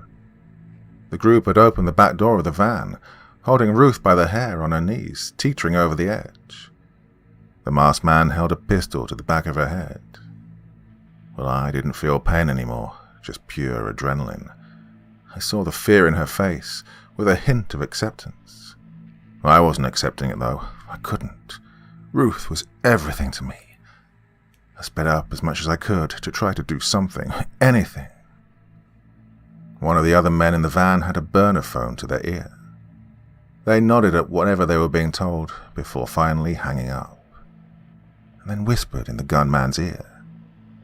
He took his seat back in the van, and the gunman simply stared at me and smiled, while my eyes widened in horror. Ruth was looking at me. She wasn't scared anymore. Her eyes were glassy as they filled up. She smiled at me and mouthed the words, "I'll wait for you." She closed her eyes. The gunman grinned. I screamed in helpless despair, and the trigger was pulled. A loud bang echoed across the Kansas City skyline. A large puff of blood and flesh popped into the air, and then Ruth hit the tarmac hard.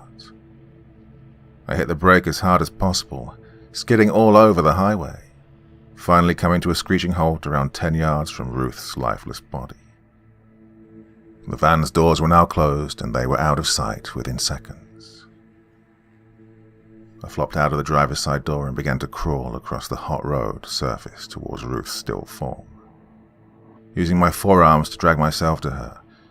Tears were falling from my cheeks as the sight of her became clearer the nearer I got. Her dilated pupils centering her empty stare, the blood trickling down her forehead, dripping off the end of her nose. A part of me was praying she was still alive, but when I saw the pool of claret forming around the back of her head, I knew she was gone. As I hoisted her into my arms and cradled her head against my chest, the sound of sirens were fast approaching. They were coming from the north. They'd used the wrong exit. I was experiencing far too much grief, however, to think too much into it. I stroked the bloody-soaked hair of Ruth. Pieces of her were clinging to my fingers. I massaged her beautiful lips with my thumb, silently dying inside, knowing I'd never feel them on mine ever again. "Oh, I'm so sorry, Ruth," I said to her, my voice breaking. "I never told you how I actually felt. Oh, fuck, I should have told you sooner." My voice broke harder as the lump in my throat swelled up and my eyes began to ache. "Oh, Ruth, please wake up. Please don't leave me. I love you, do you hear me? I love you." I began to howl into the afternoon air as the realization of the last 20 minutes just hit me all at once, and the backup rushed over to us, along with the paramedics. They began to pull me off Ruth. I tried to fight them, but I was racked with so much pain and dismay that it was useless. They helped me over to the waiting ambulance. I'd likely set my recovery back 4 weeks, but, well, I didn't care. Cuts heal, bones set, and bruises fade. But I'll never see Ruth again. The final knife in the gut, though, came as I was laid on the gurney, being wheeled past my car. I looked down at the back left tire, and just there, peeking over the ridge of the wheel arch, was a GPS tracker. I felt sick. That fucking psychopathic bitch must have put it on our car when she left to arrest Xavier. They knew where we were. They knew we were on to Andre Lopez, one of the top men in the organization, and we had to be silenced. In my seething anger, I promised myself something. I'd get that fucking bitch. Chapter 23. When we arrived at the hospital, Martinez was waiting for me at the entrance, following me down the hallways as the doctors wheeled me into surgery to reset any bones that I'd rebroken. James, what on earth happened? What happened with the witness? Was it a trap? He asked frantically. Look, I lied to you. There was no witness. We found Pablo. Marshall kept video diaries of his interactions with the OCG. He even kept the CCTV from the Aura. We identified the man in it as Andre Lopez. We went to his address to try and find evidence of the identity of Mr. X, I said, wheezing in pain. Martinez simply stared at me, wide-eyed with shock. Okay, and... Someone put a tracker in our car. They knew we were there, so they sent some men to ambush us. Except because I was in a wheelchair, well, I sent Ruth in by herself. I began to sob then. I killed her, Marty. I killed her, I said, breaking down into tears. Oh no, come on, man. Come on. Don't do this to yourself. Those men killed her. You did everything you could. You drove a car with 4 broken limbs. Doctors are quite frankly amazed you managed to keep up with her as long as you did, Martinez said comfortingly. I didn't respond, though. I just continued to mourn Ruth. Martinez looked lost for words. He wanted to say the right thing, but he just didn't know what that was. I don't think such a thing existed. Hey, why did you lie to me about the lead? Is there something I should know, James? Martinez asked, a hint of annoyance to his concern. Sarah, she's Mr. X, and you have to stop her, I informed him bluntly. Martinez was shaken. He looked gobsmacked, like a kid getting told Santa isn't real. No, I know Sarah. I'm an FBI agent. If she was, I'd... Oh, gosh, she's on the way now to the cabin to arrest Xavier. He's Mr. X, not her. The way he was rambling, it seemed like he was trying to convince himself as well as me. But I could tell the way his face was dropping and his stutters getting more potent, that all the pieces were falling into place.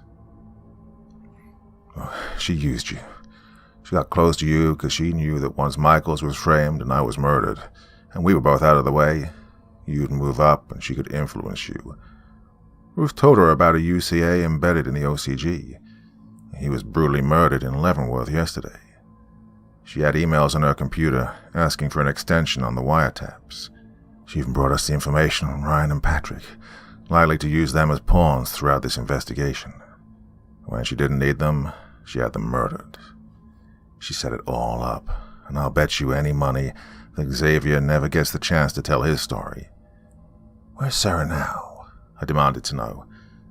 Martinez looked at me horrified, realizing he'd been duped, used, and none of what they had was real. She's going to arrest Xavier now, he revealed with horror. What, alone? I snapped, jolting up sharply off the gurney before the pain slammed me back down. A few doctors saw my distress and began to rush over. No, Martinez muttered. Our agents were divided to assist you, so... Oh, she's with KCPD officers.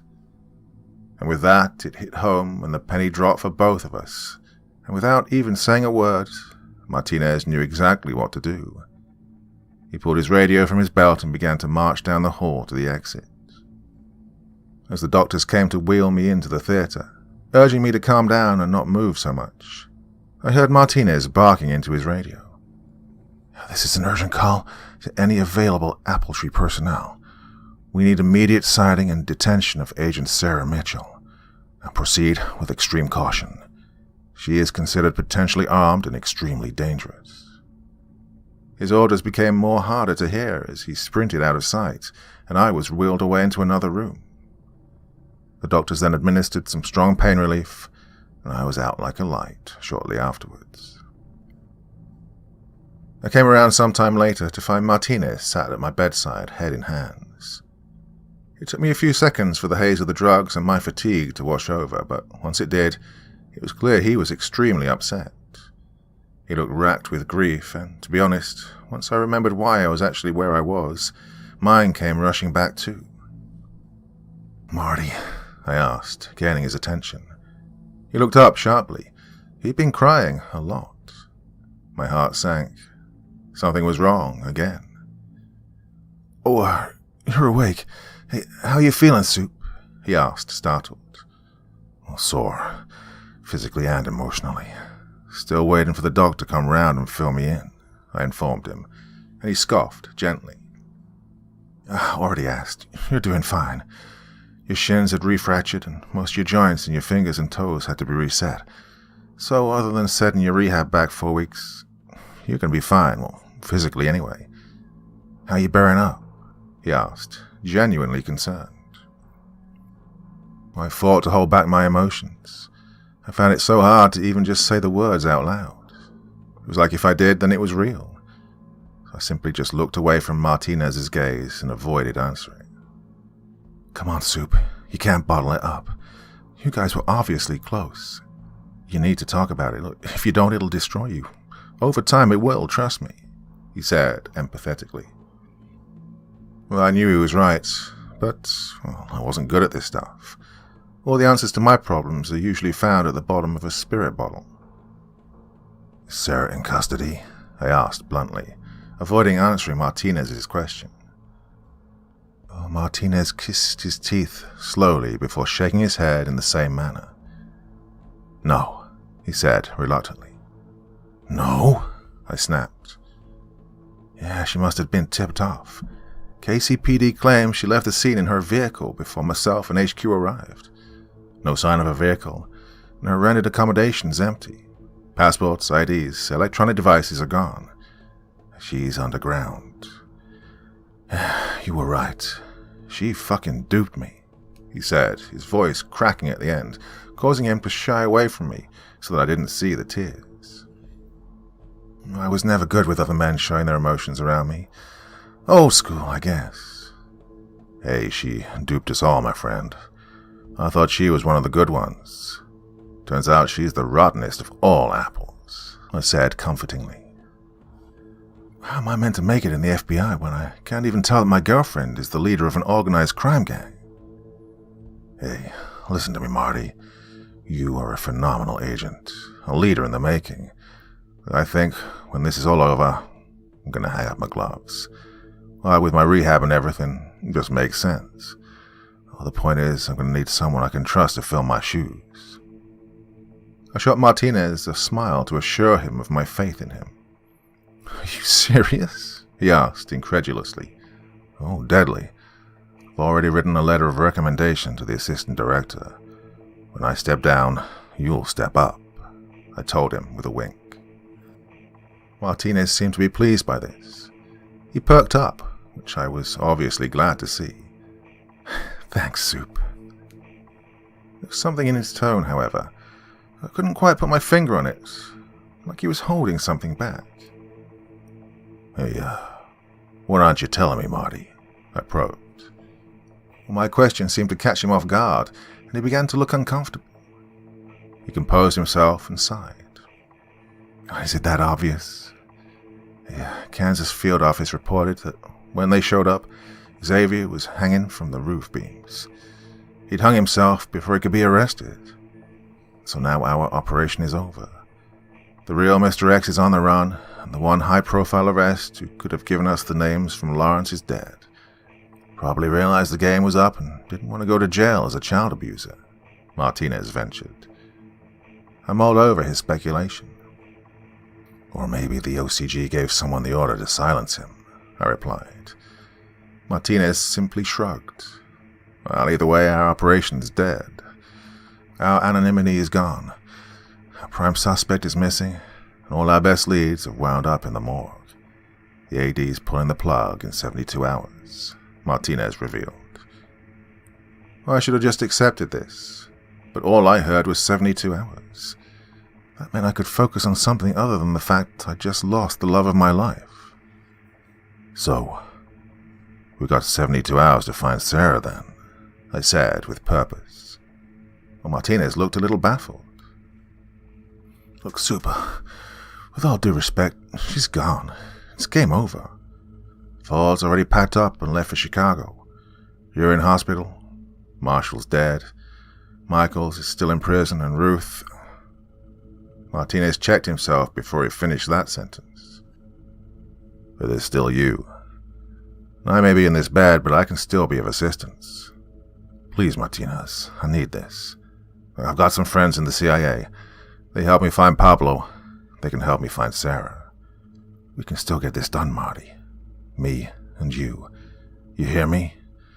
I want the bastards who killed Ruth. I want their heads on a fucking spike. Oh, I want... Sharp pain jolted through my nerves as my posture tensed upwards as I began to get irate, causing me to wince in pain. Whoa, Sue. Come on, you're in no condition. Just rest, Martinez demanded, ushering my back onto the pillow.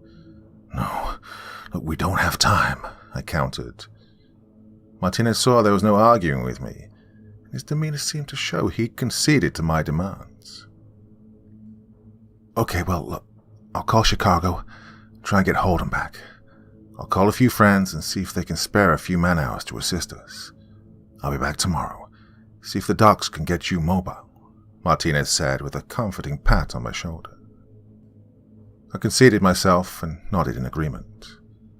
Martinez smiled at me, wished me well, and left the room. So I was left in the room by myself, with nothing but my thoughts and my grief. I took out my phone and sent Sarah's profile and FBI images to Clive Davis, asking him to get me a last known sighting. Well, he came back to me rather quickly, explaining that if this was done, I'd pretty much owe him my life in favors. Well, so be it. That evening I was laid in bed, and the doc came in to see me. Told me that, pending an x-ray, there's no reason to believe why I couldn't be out here and back in my chair in at least 48 hours, completing the final stages of rehab and physio as an outpatient back in San Antonio. Well, this was obviously good news, but it meant I had 48 hours of being confined to these four walls. He let me know the nurse would be round in an hour or two to top up my pain relief. I thanked him and he left.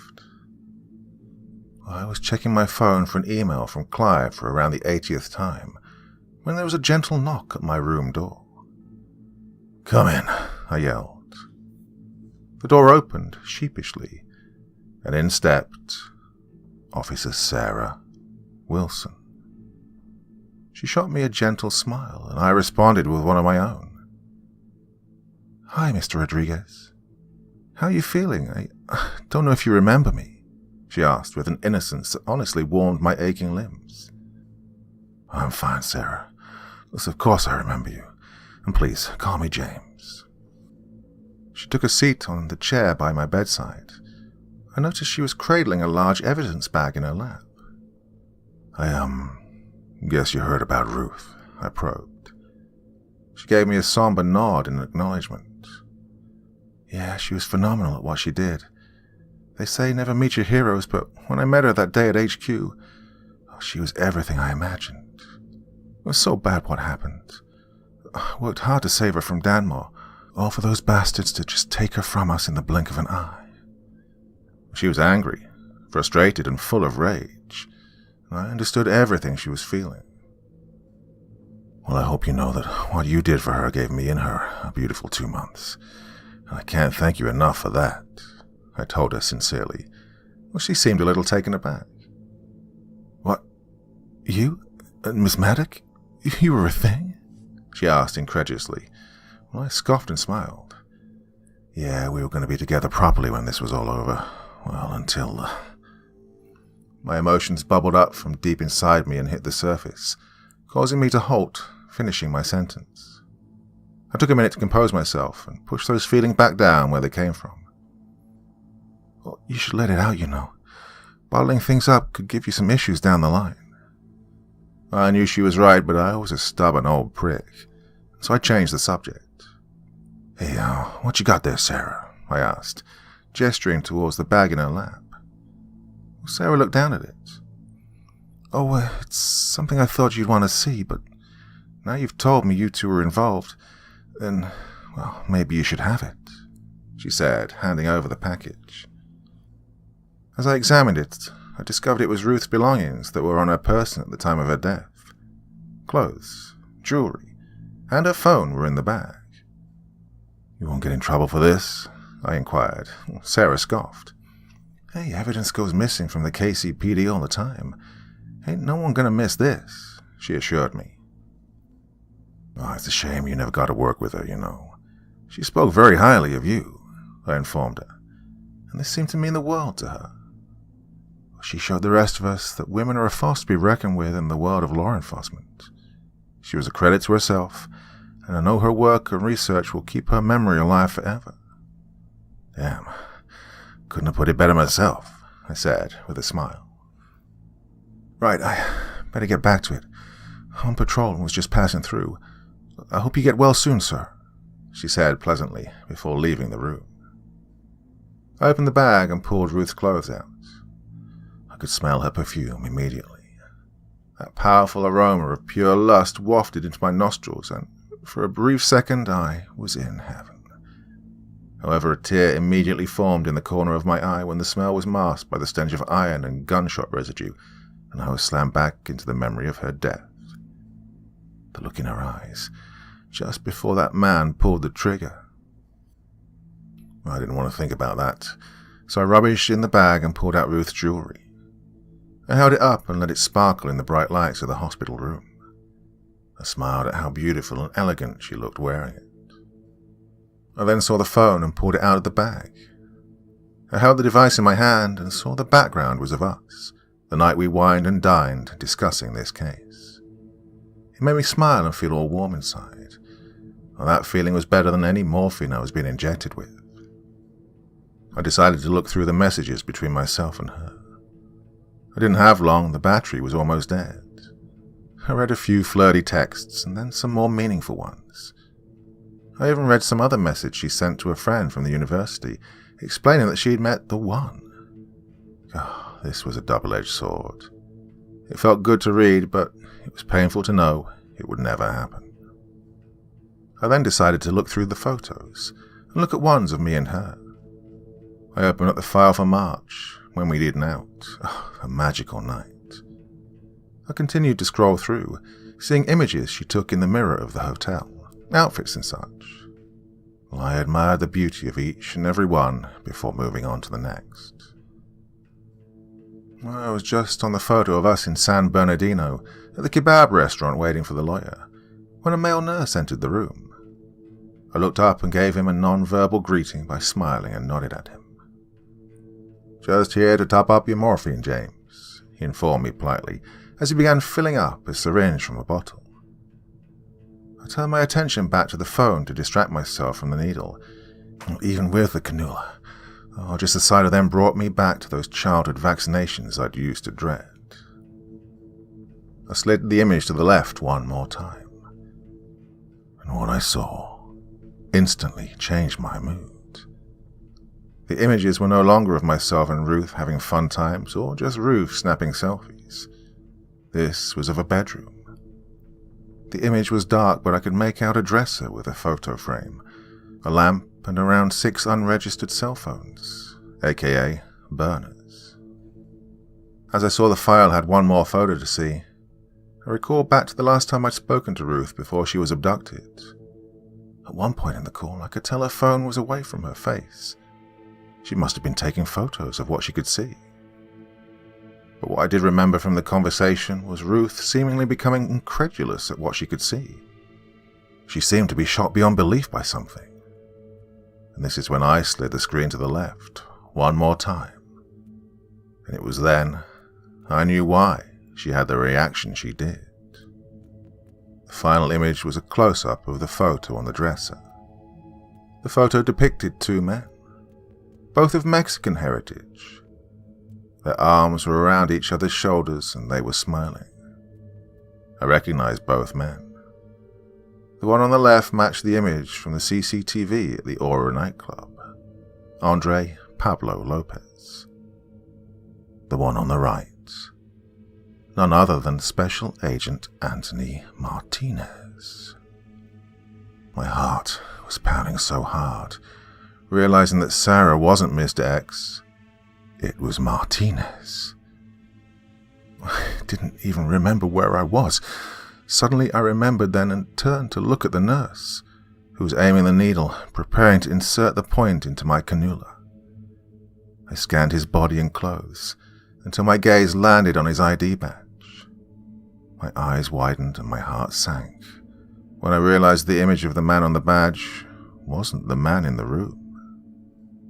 I acted quickly and threw myself off the bed and into the man, knocking him to the floor and sending the needle, filled with God only knows what, spinning across the floor. A struggle ensued, the man with 4 healthy limbs quickly gaining the top position. He grabbed a wire and began to wrap it around my neck and drove his weight down.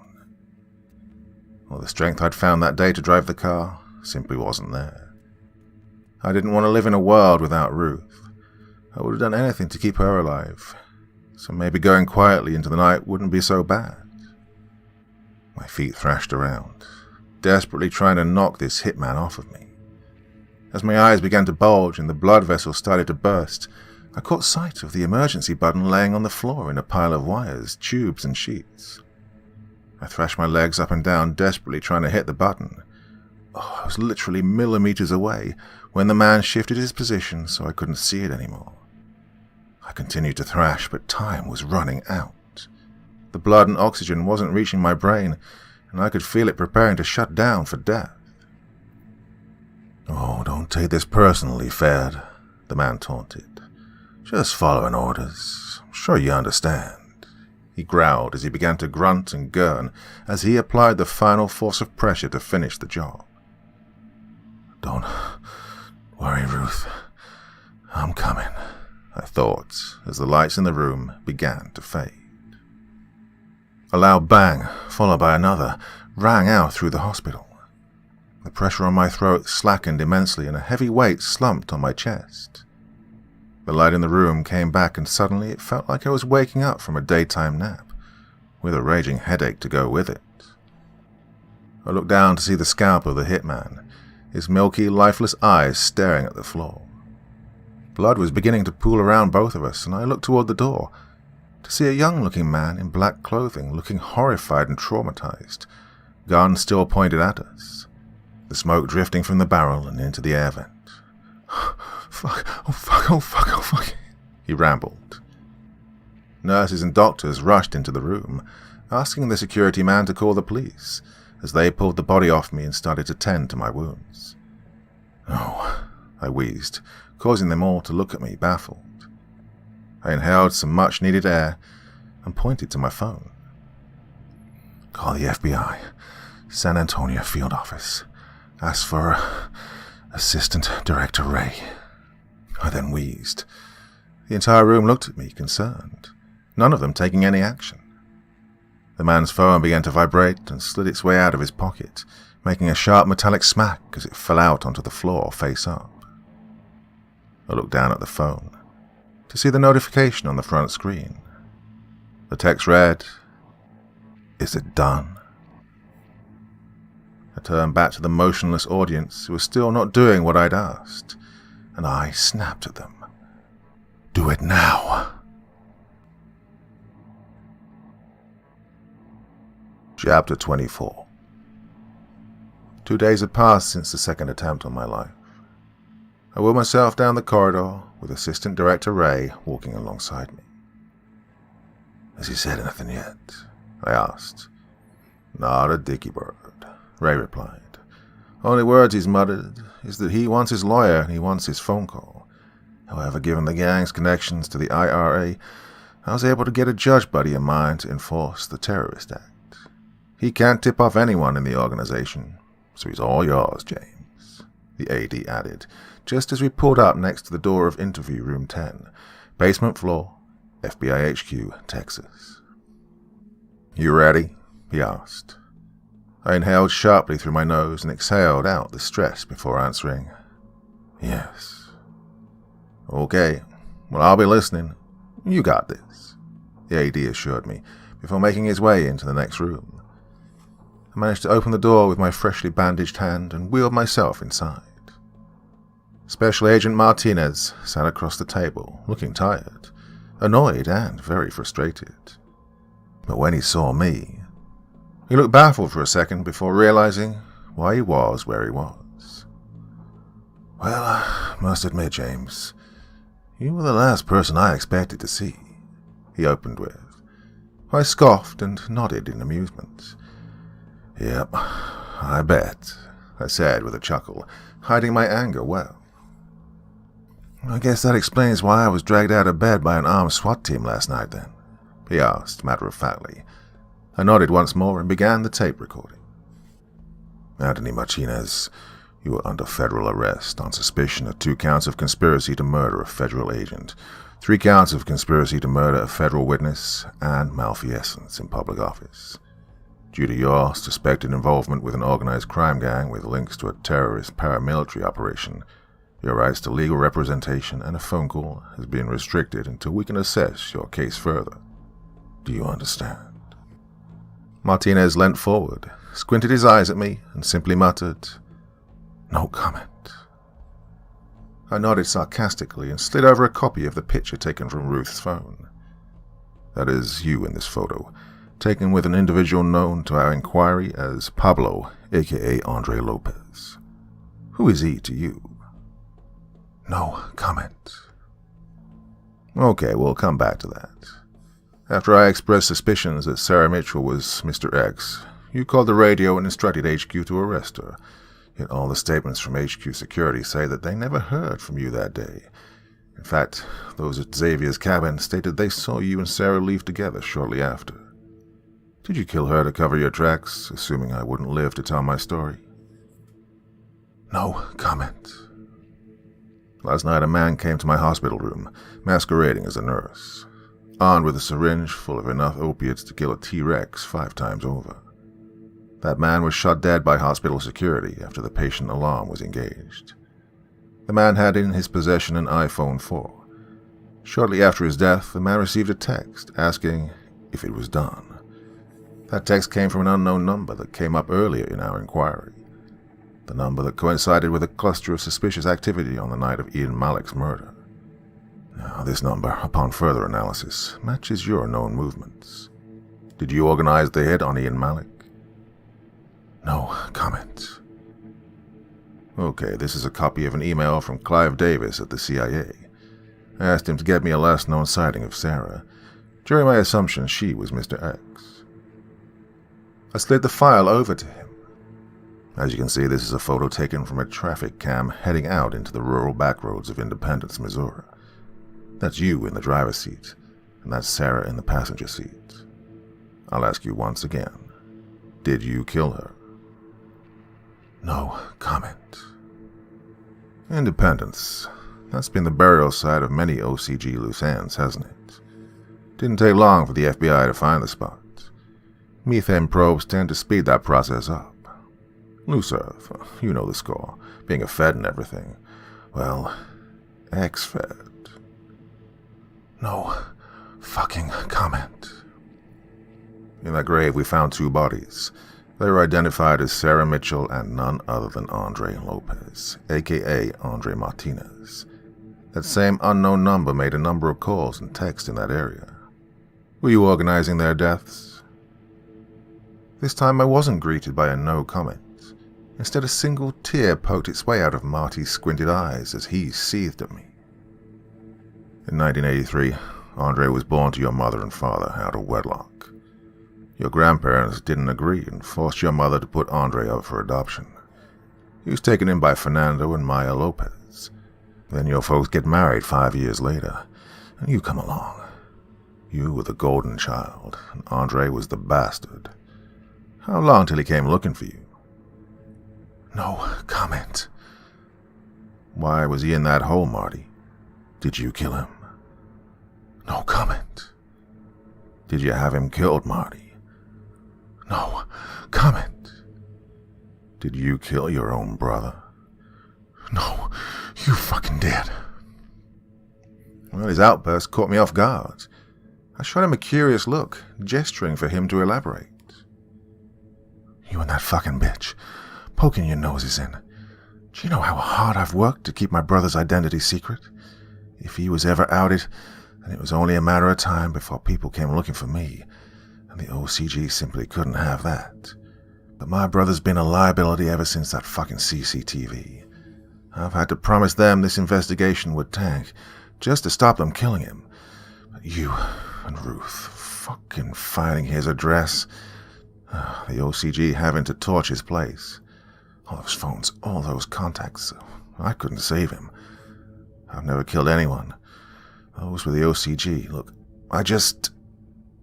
Set it up, I snapped. He looked away in shame. You're a fucking weasel. Never any blood on your hands. Other people do your dirty work for you, don't they? Like the guy you sent to the hospital to kill me. I demanded to know. Martinez seemed to check himself and once again clammed up. Not saying another word till I get some assurances, he said unequivocally.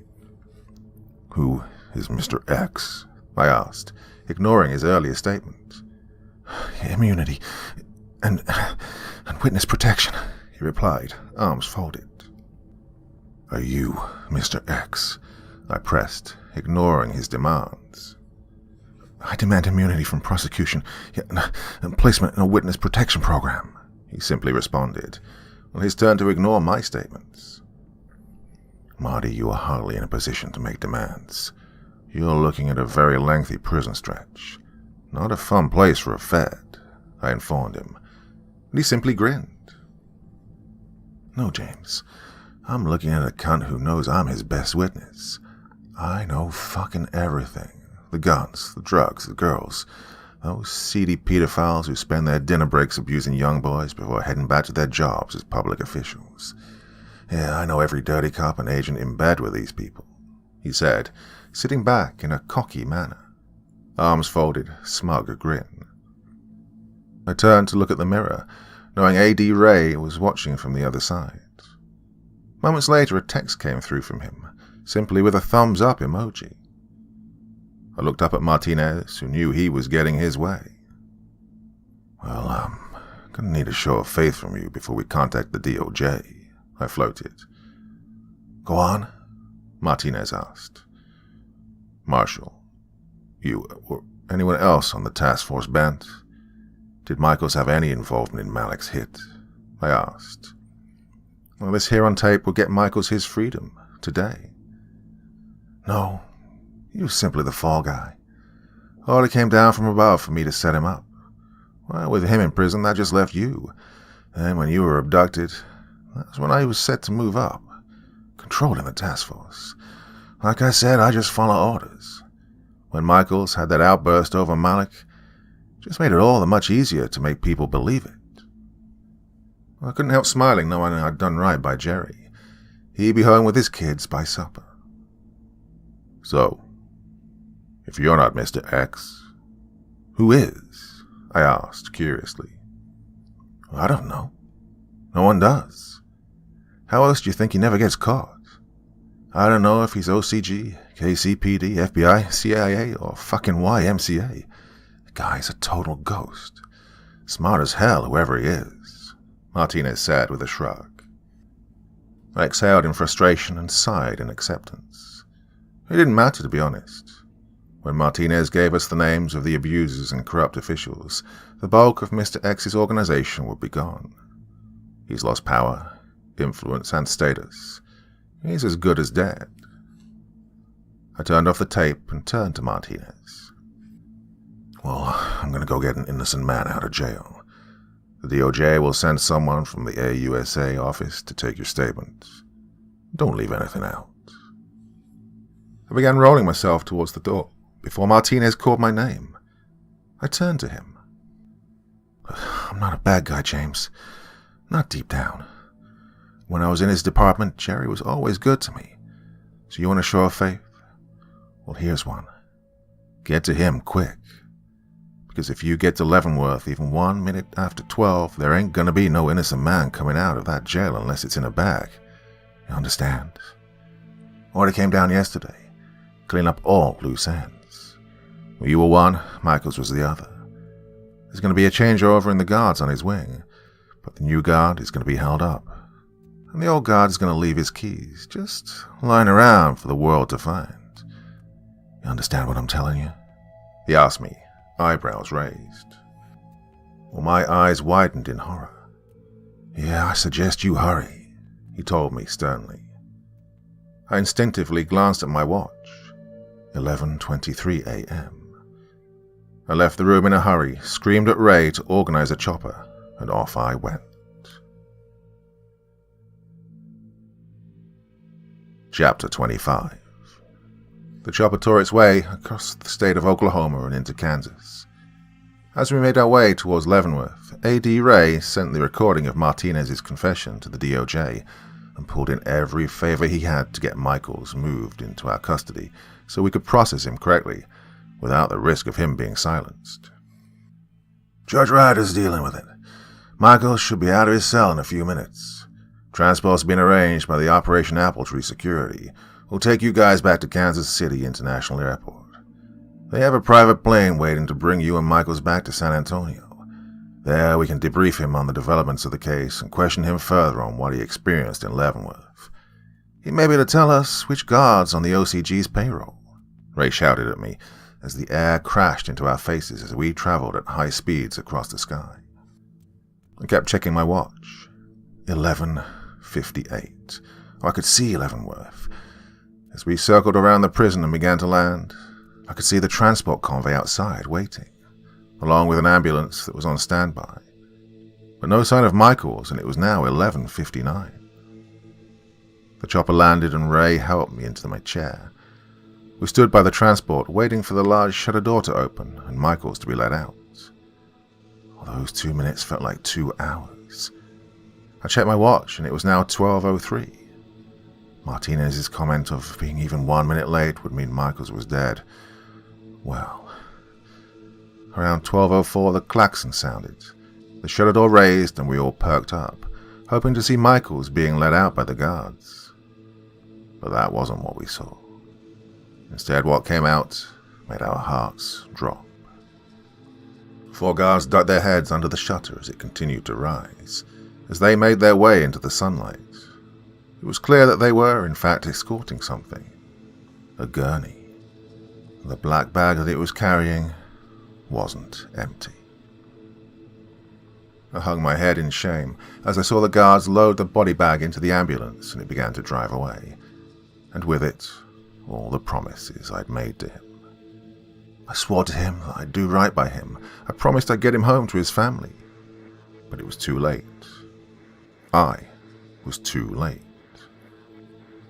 Suddenly, however, the klaxon sounded and the shutter door began to rise once more. And once it got halfway, the bright light of the low morning sun flooded into the building. 2 more guards exited the building, and they also had someone with them. Like Jesus rising from the dead, Michael stepped out into the open. He looked exhausted, traumatized, and broken, but by God, he was alive. I couldn't help but smile, and when Michael saw me, he smiled too, and as he came closer, I could see the tears in his eyes. He went to embrace me, and the security stepped in to stop him. For a split second, I forgot that for the next 2 hours, he was still a prisoner. James, am I going home? He asked slowly, exhausted by weeks of malnourishment from not wanting to eat or drink what people were sliding under his door. Yes, Jerry. Yes, you are. You're coming to San Antonio where we can process your release and guarantee your safety. These guys are going to take us to the airport, and if all goes well, you'll be home with your family tonight, I informed him passionately. More tears began to form and run down his cheek as the gravity of what I was telling him sunk in. Thank you, James. Thank you, Michael said as the security loaded him into the back of the minibus. Once he was in, the same guards helped me into the back with him, locking my chair in place to avoid me rolling around in there like a loose ball bearing. They closed the doors and 2 security personnel climbed into the front and the other 4 climbed into the second van to escort us, whilst A.D. Ray climbed back in the chopper and set off to meet us back in SA. The convoy set off and began traveling along the desolate highways. Chapter 26. "How much do you know?" I asked Michaels. His gaunt face, overgrown facial hair, and jagged fingernails told me he'd been living in fear for his entire stay at Leavenworth. He seemed timid, shaken, and a shell of the man he used to be. "Nothing.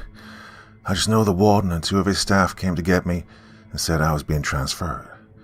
I honestly thought I was being led somewhere to be finished off. But then I saw you, and I knew that everything was going to be okay," he replied, a shaky smile on his face. "Well, I promised you I'd get you out, didn't I?" I said, reassuringly. "I can't thank you enough, James. How did you get me out then?" he asked, curiously. I reached into my pocket